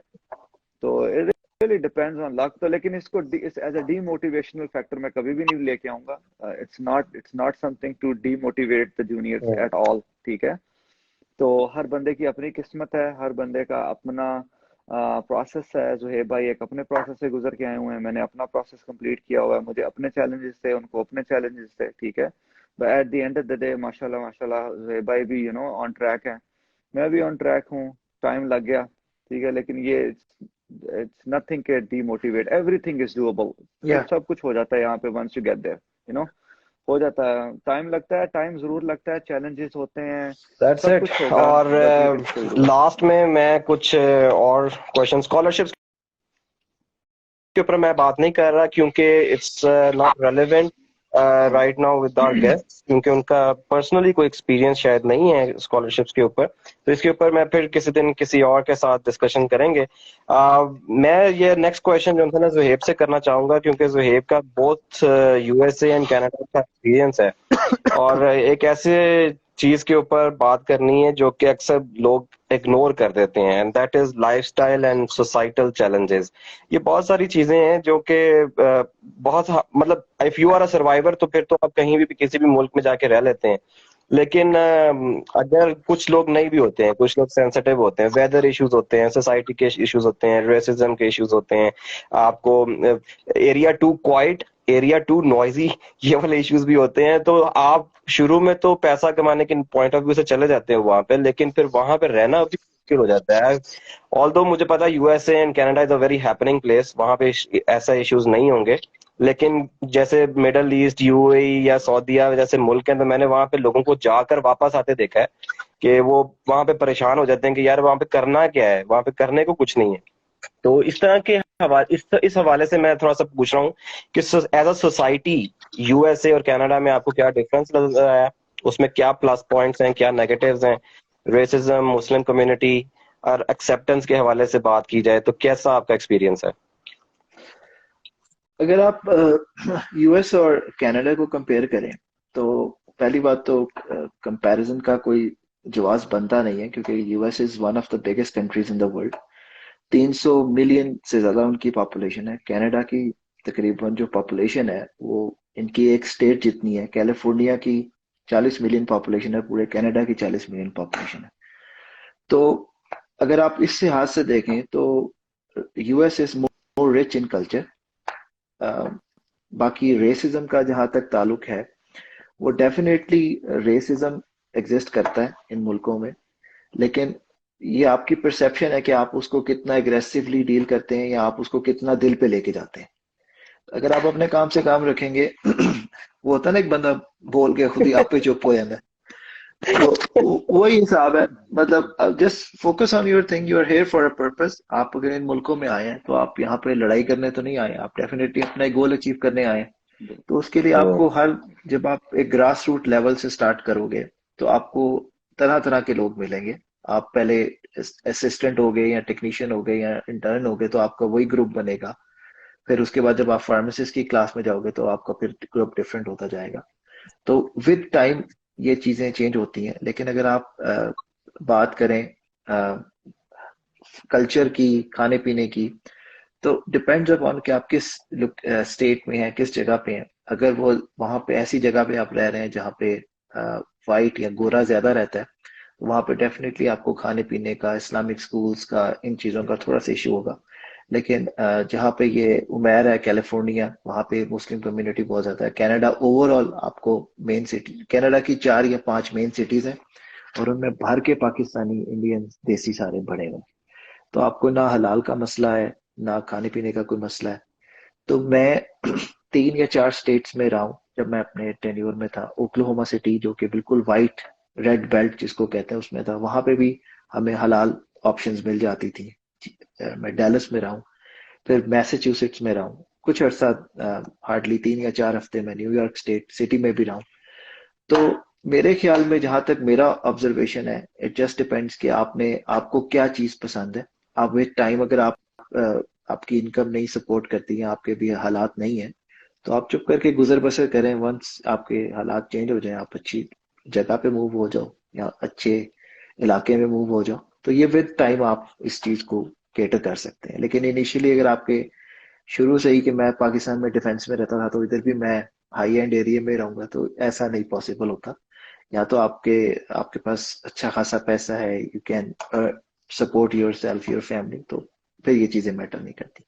लेकिन मेरा नहीं ख्याल कि कोई पाकिस्तान से आए तो उसके पास इतना पैसा होता है कि वो घर भी भेजे और यहाँ पे अपने आप को भी सपोर्ट करे। तो ये शुरू की इनिशियल चीजें होती हैं जो कि once you get a job, तो फार्मासिस्ट नो डाउट कनाडा में भी और यूएस में भी बड़े अच्छे पेड जॉब्स हैं। और जैसे उमर ने कहा कि कोविड के बाद ओवरऑल ही एक आप देखें कि जितनी भी ये डेवलप कंट्रीज हैं, इन सब में एक खला आई है, लॉट ऑफ अपॉर्चुनिटीज। और साइन ऑन बोनस जिस तरह मैन ने कहा कि दे रहे हैं, एवरीवेयर आपको साइन ऑन बोनस मिलेगा, स्पेशली अगर आप अंडर सर्व्ड या छोटे एरिया में जाएंगे। अच्छा जुहेब, बड़ा टू द पॉइंट जवाब चाहिए आपका कि लॉन्ग टर्म सेटलिंग इन अगर हम बात करें तो what are you going to choose, Canada और यूएसए? यार मेरा पर्सनली, मैं तुम्हें बात बताऊं, मैंने बिल्कुल सही कहा। जो यूएस की लाइफस्टाइल है, अगर आप किसी अच्छी, जैसा वो कैलिफोर्निया में रहता है, California is one of the best states in US. Canada इसके अगर आप कंपेयर करें, नो डाउट सैलरीज अच्छी हैं। आप फार्मासिस्ट यहाँ पे भी 120 से 150 के दरमियान दरमियान बना लेता है। तो salary wise, opportunity wise, US is much much bigger. आपको इनिशियली क्लिनिकल की जॉब्स कनाडा में नहीं मिलेंगी, आपको यूएस में मिल जाएंगी। कनाडा में जो हेल्थ केयर है वो गवर्नमेंट ओन करती है, पब्लिकली फंडेड है, मतलब गवर्नमेंट के अंडर है। तो अमेरिका में प्राइवेट है, तो there are more hospitals, private hospitals. मैं जिस सिटी में रहता हूँ, कैलगरी, इनकी पॉपुलेशन तकरीबन 15 लाख के 16 लाख के करीब पॉपुलेशन है, और इस पूरी सिटी के अंदर मेरे ख्याल में 4 या 5 हॉस्पिटल्स हैं जो कि गवर्नमेंट ओन्ड है। तो उनमें 40 फार्मासिस्ट भी हो, तो आप अंदाजा लगा लो 200-300 फार्मासिस्ट की पोजीशन है। इसके बरक्स रिटेल फार्मेसी में अपॉर्चुनिटी ज्यादा है। अगर आप यही बात करो यूएस की, तो उनमें अगर सिटी होगी उसमें 16-17 लाख होंगे, तो उसमें 3-4 गवर्नमेंट के हॉस्पिटल होंगे, 4-5 उन्होंने प्राइवेट खोले होंगे। वेटिंग टाइम कम होता है, ये चीजें थोड़ी सी मैटर करती हैं। लेकिन यूएस वर्सेस कनाडा, अगर आप इमिग्रेशन, अगर आप बाकी चीजें कंपेयर करो, तो कनाडा में सारा कुछ बहुत इजी है एज कम्पेयर टू यूएस। अगर आपको यूएस में अपॉर्चुनिटी मिलती है तो यूएस इज मच बेटर। लेकिन अगर आपको, आपका अल्टीमेट गोल यूएस ही है, आपको थोड़े अरसे के लिए अपने आप को डाइवर्ट करना पड़ता है और अपने आप को स्टेबल करना। मैं और मेरी वाइफ दोनों फार्मासिस्ट हैं कनाडा के अंदर ही। हमारा गोल यही था कि पहले हम अपने आप को थोड़ा सा स्टेबल सेटल कर लें कनाडा के अंदर, थोड़ी सी सेविंग्स कर लें, फिर if we want to move we can move to US. तो ये एक राइट। छोटा सा एक प्लानिंग है। तो आप इसके अकॉर्डिंगली आप देख सकते हो कि कहाँ पे आपको, मेरे ख्याल में इस टाइम के ऊपर मेरी जो नए जूनियर्स हैं उनको सिर्फ यही एडवाइस होगी, आप 100 दफा अमेरिका जाओ, जहां आपका दिल करता जाओ, लेकिन अपनी ऑप्शंस हमेशा ओपन रखें। जहां पे आपको इमिग्रेशन मिलती है, जिस कंट्री की भी आपको इमिग्रेशन मिलती है, वर्क परमिट मिलता है, आप वहां जाएं, अपने आप को वहां पे रजिस्टर करें, पीआर लें, उनके सिटीजन बने। उस पासपोर्ट के ऊपर आप दुनिया में कहीं पे भी ट्रेवल कर सकते हैं वीजा फ्री, और आप इजीली यूएस में आके अपना प्रोसीजर कंप्लीट कर सकते हैं। मेरा मेरा ये पॉइंट ऑफ व्यू है। बाकी अगर आपको यूएस में इनिशियली अपॉर्चुनिटी मिलती है, आप पहली दफा 6 मंथ्स के विजिट वीजे पे आए हैं, आपको साथ ही किसी ने स्पॉन्सर कर दिया, तो बल्ले बल्ले आपकी मौजे, that is another good step. लेकिन अगर नहीं है तो डोंट लूज होप। दुनिया बहुत बड़ी है, एक सिर्फ अमेरिका ही मुल्क नहीं है, पूरी दुनिया के अंदर there are lot of other countries. तो आप यस। अपना स्टेबल करें और अपने आप को बिल्कुल। बाद में move कर दें जहां आपका दिल करे। परफेक्ट परफेक्ट मैं परफेक्ट। मैं ना ये ऐड करना चाहूंगा थोड़ा सा जुबैर भाई की बात पे। बहुत बहुत अच्छी बात की है। डोंट पुट लिमिट्स ना, आप अपने आप को लिमिट ना कर लगाओ कि जी मैंने अमेरिका ही आना है, ठीक है। लेकिन अदर आजकल बड़ी दूसरी कंट्रीज भी हैं जो बेसिकली, जैसे नॉर्वे हो गया, ये बहुत अपॉर्चुनिटीज है वहाँ पे भी। तो बहुत अच्छा है उनका प्रोसेस भी। अब ये है कि थोड़ा सा ऐड कल्चर के पॉइंट ऑफ व्यू से भी, अमेरिका में न्यूयॉर्क ऐसी जहाँ पे आप जाएंगे तो आपको ऐसा लगे जैसे आप नारकली में फिर रहे हैं, ठीक है। कुछ इलाके वहाँ पे ऐसे भी हैं, बिल्कुल बिल्कुल फील ही नहीं होता। क्वींस वगैरह इधर उधर चले जाए तो आपको फील ही नहीं होता कि आप पाकिस्तान में है ना, ओ सॉरी अमेरिका में, फॉर 1 सेकेंड आपको फील नहीं होता। कैलिफोर्निया में जहाँ पे मैं हूँ, बहुत देसी कम्युनिटी है, कोई चक्कर नहीं है। It's easy to practise your religion here better than Pakistan, ठीक है। रेसिज्म आपको यहाँ पे आए हैं अल्हम्दुलिल्लाह, मैनेजर्स की जॉब कर रहे हैं, कोई चक्कर नहीं है रेसिज्म का भी। तो आपको 100 में से कोई एक बंदा सरफेरा मिल जाता है, और वो आपको पाकिस्तान में भी मिल जाता है, ज्यादा गालियां निकाल के जाते हैं आपको ना बिल्कुल। रिटेल जॉब्स में। तो वो ऐसा कोई बल्कि चक्कर शायद नहीं है। यहाँ पे और ज्यादा ये निकाल के जाते रेसिज्म मेरे ख्याल में हाँ हमारी कौम थोड़ी ज्यादा रेसिस्ट है as compare to these people ना। तो ये है कि बिल्कुल उसमें रेसिज्म की टेंशन नहीं है, रिलीजन की टेंशन नहीं है, खाने पीने की कोई टेंशन नहीं है, हर चीज मिलती है आपको, बिल्कुल कोई टेंशन वाली बात नहीं है। बाकी ये है कि opportunities US Canada, there are so many things. Canada को आप हेल्थ केयर में मैच ही नहीं कर सकते, ठीक है, हेल्थ केयर अमेरिका में बहुत एक्सपेंसिव है, ठीक है, आपको यहाँ पे बेसिकली इट्स वेरी एक्सपेंसिव। जब लेकिन खैर ये it's not again all of these challenges we are discussing not to hmm. Demotivate anybody ना। तो ये है कि सैलरी के हिसाब से थोड़ा यूएस सैलरी ज्यादा अच्छी है, तो कंपैरिजन नहीं है। ज़ुहैब भाई की बात से एग्री करूंगा, जहां पे भी घुस जाओ पहले, ठीक है, उसके बाद आप आगे से आगे निकलते जाओ।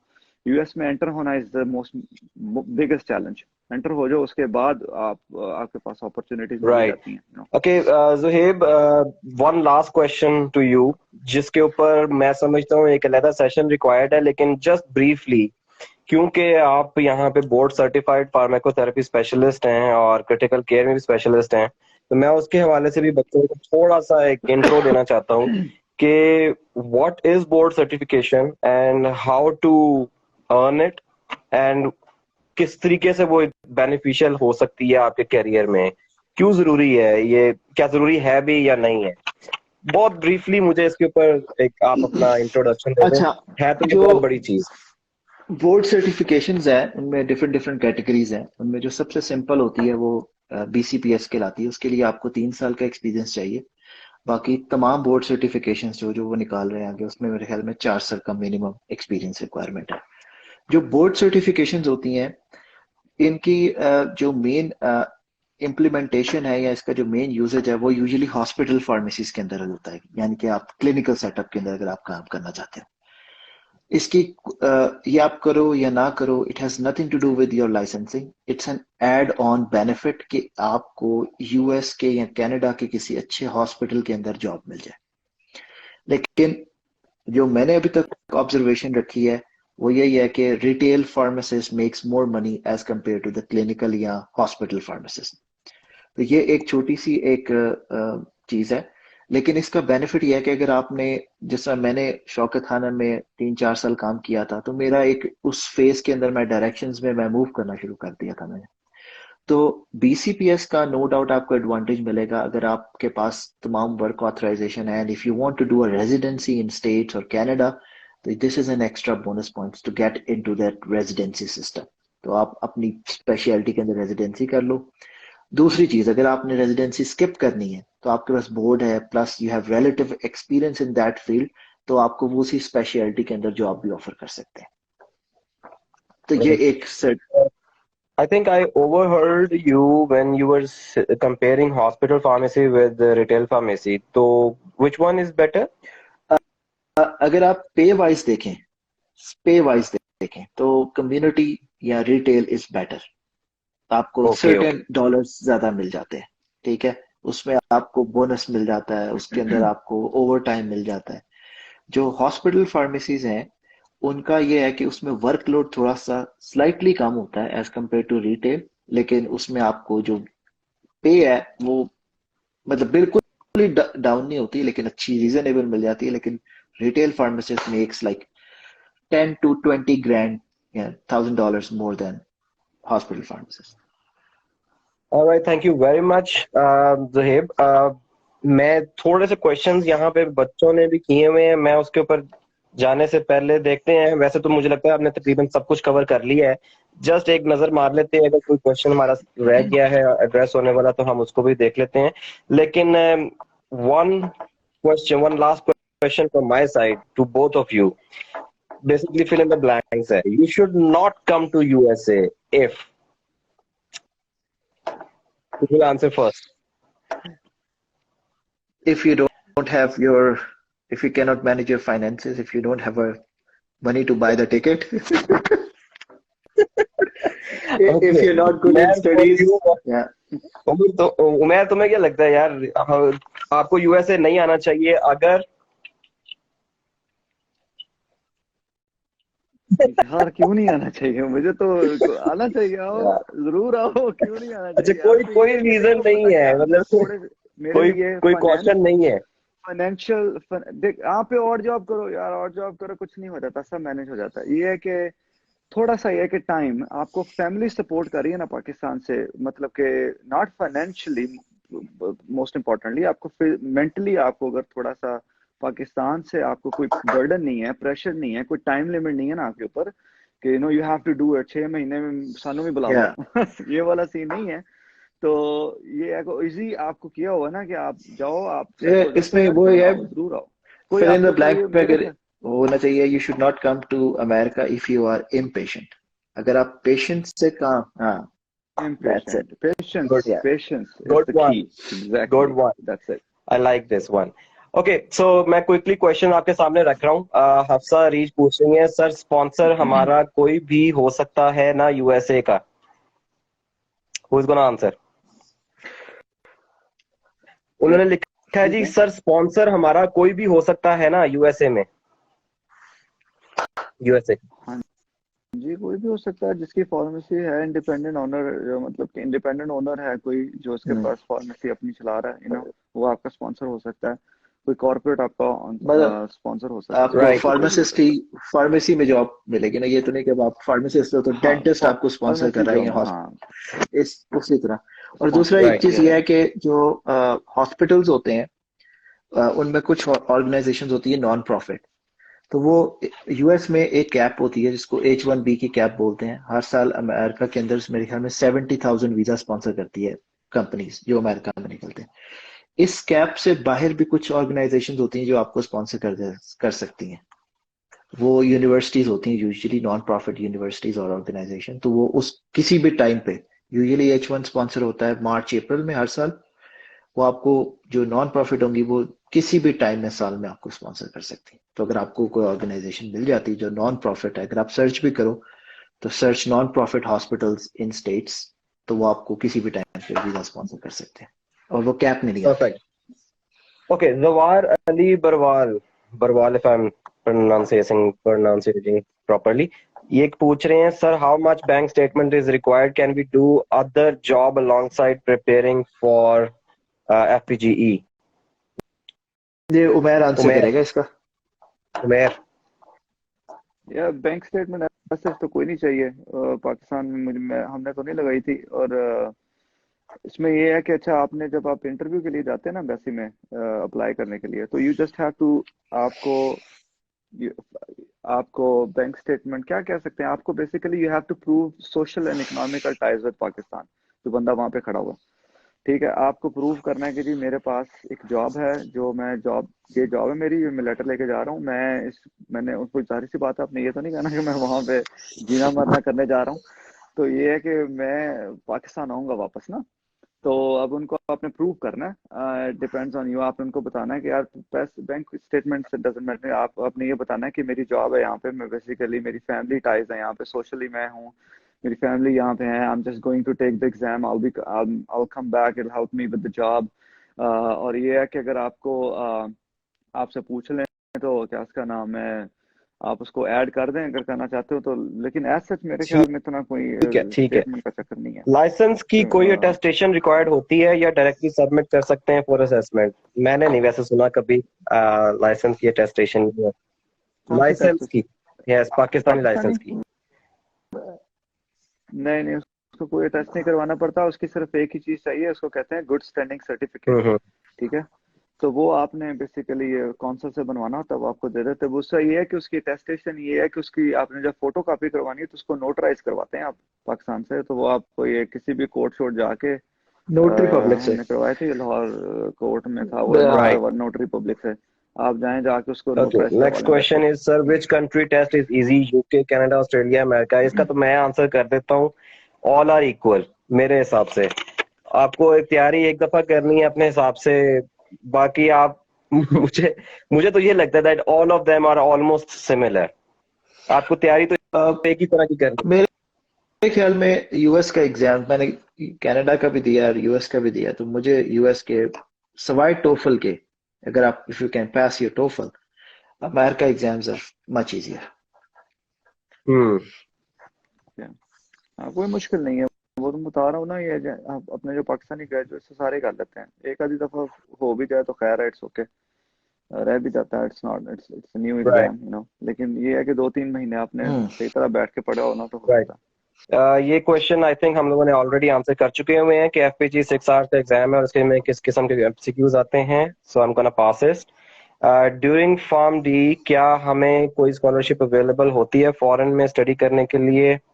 एक्सचेंज प्रोग्राम्स होते हैं, लेकिन एज सच आप अपनी स्टडी कंप्लीट करके ही जाएंगे वहां पे, अगर जाएंगे तो।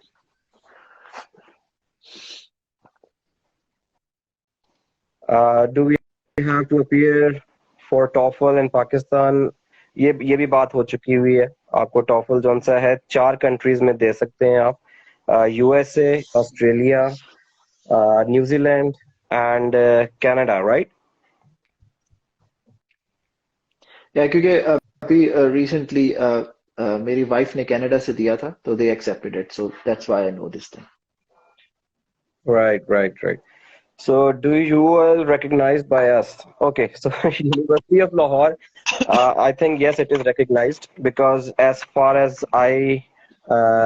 my knowledge is concerned, मुझे ये information मिली थी कि University of Lahore जो सी है वो कैटेगरी 1 में आती है यूनिवर्सिटीज की रैंकिंग में। मैंने ऑस्ट्रेलिया के लिए पता किया था, यूएसए के लिए I am not sure, but अगर ऑस्ट्रेलिया के लिए वैलिड है तो फिर यूएसए के लिए भी वैलिड ही होगी।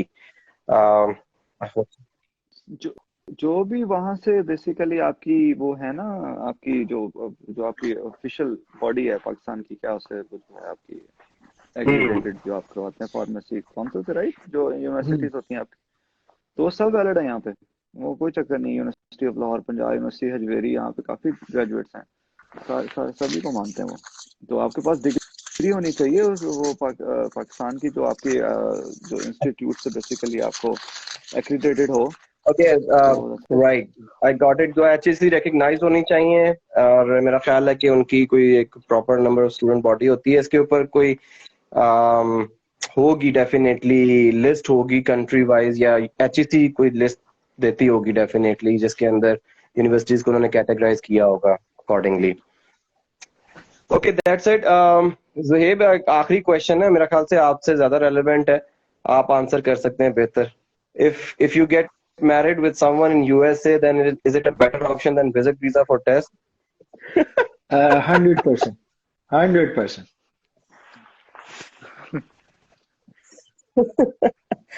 Okay, thank you very much. वो तो Golden ticket. golden ticket है।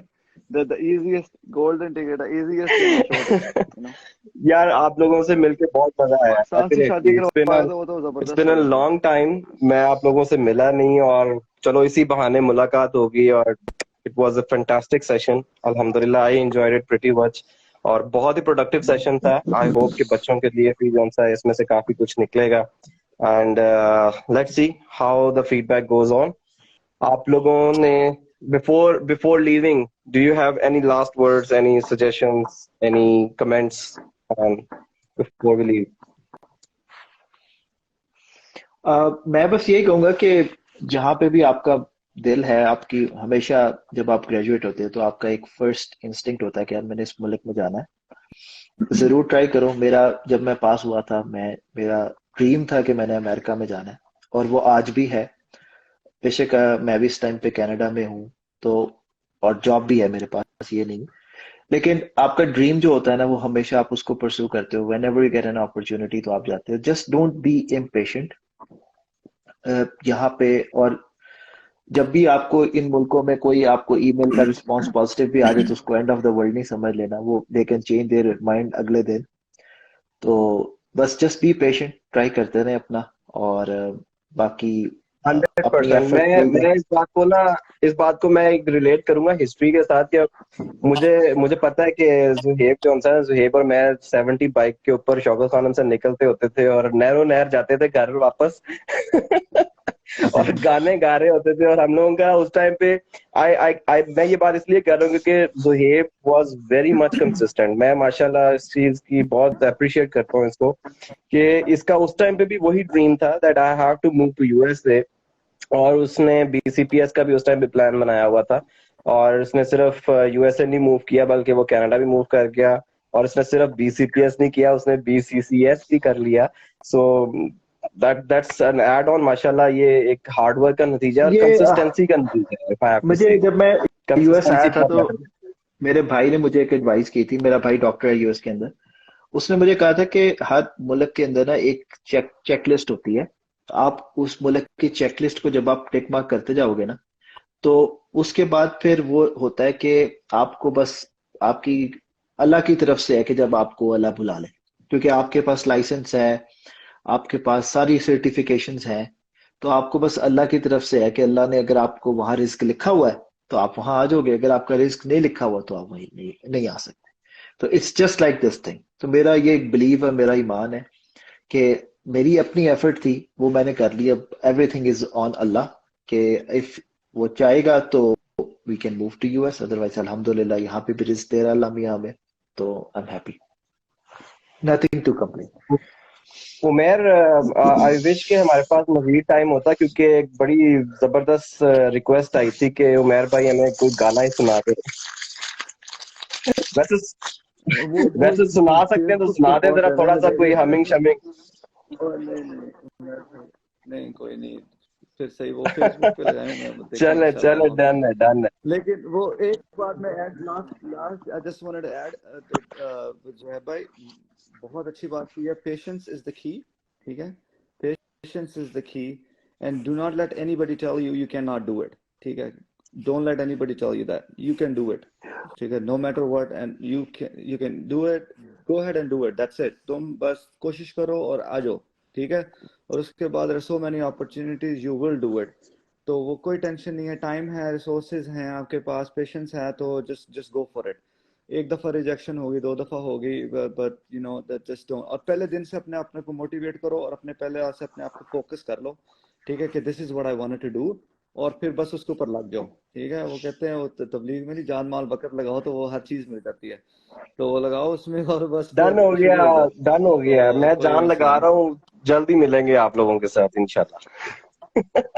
इंशाल्लाह इंशाल्लाह थैंक इंशाल्लाह यू सो इंशाल्लाह। मच उमेर, आपने टाइम निकाला, जुहेब आपने टाइम निकाला यार, it means a lot. I hope कि इंशाल्लाह इस तरह के कोई सेशन दोबारा फिर हम दोबारा किसी टाइम दोबारा करेंगे। And wish you all the best, और हमारे लिए भी दुआ करें, बच्चों के लिए भी दुआ करें कि अल्लाह ताला हम सबके लिए आसानियां पैदा करे। टेक केयर, आमीन आमीन। अल्लाह हाफिज। Okay, thank you thank you यार। मेरे अल्लाह भाई, thank Hafiz, Allah Hafiz. You. Allah Hafiz, Allah Hafiz.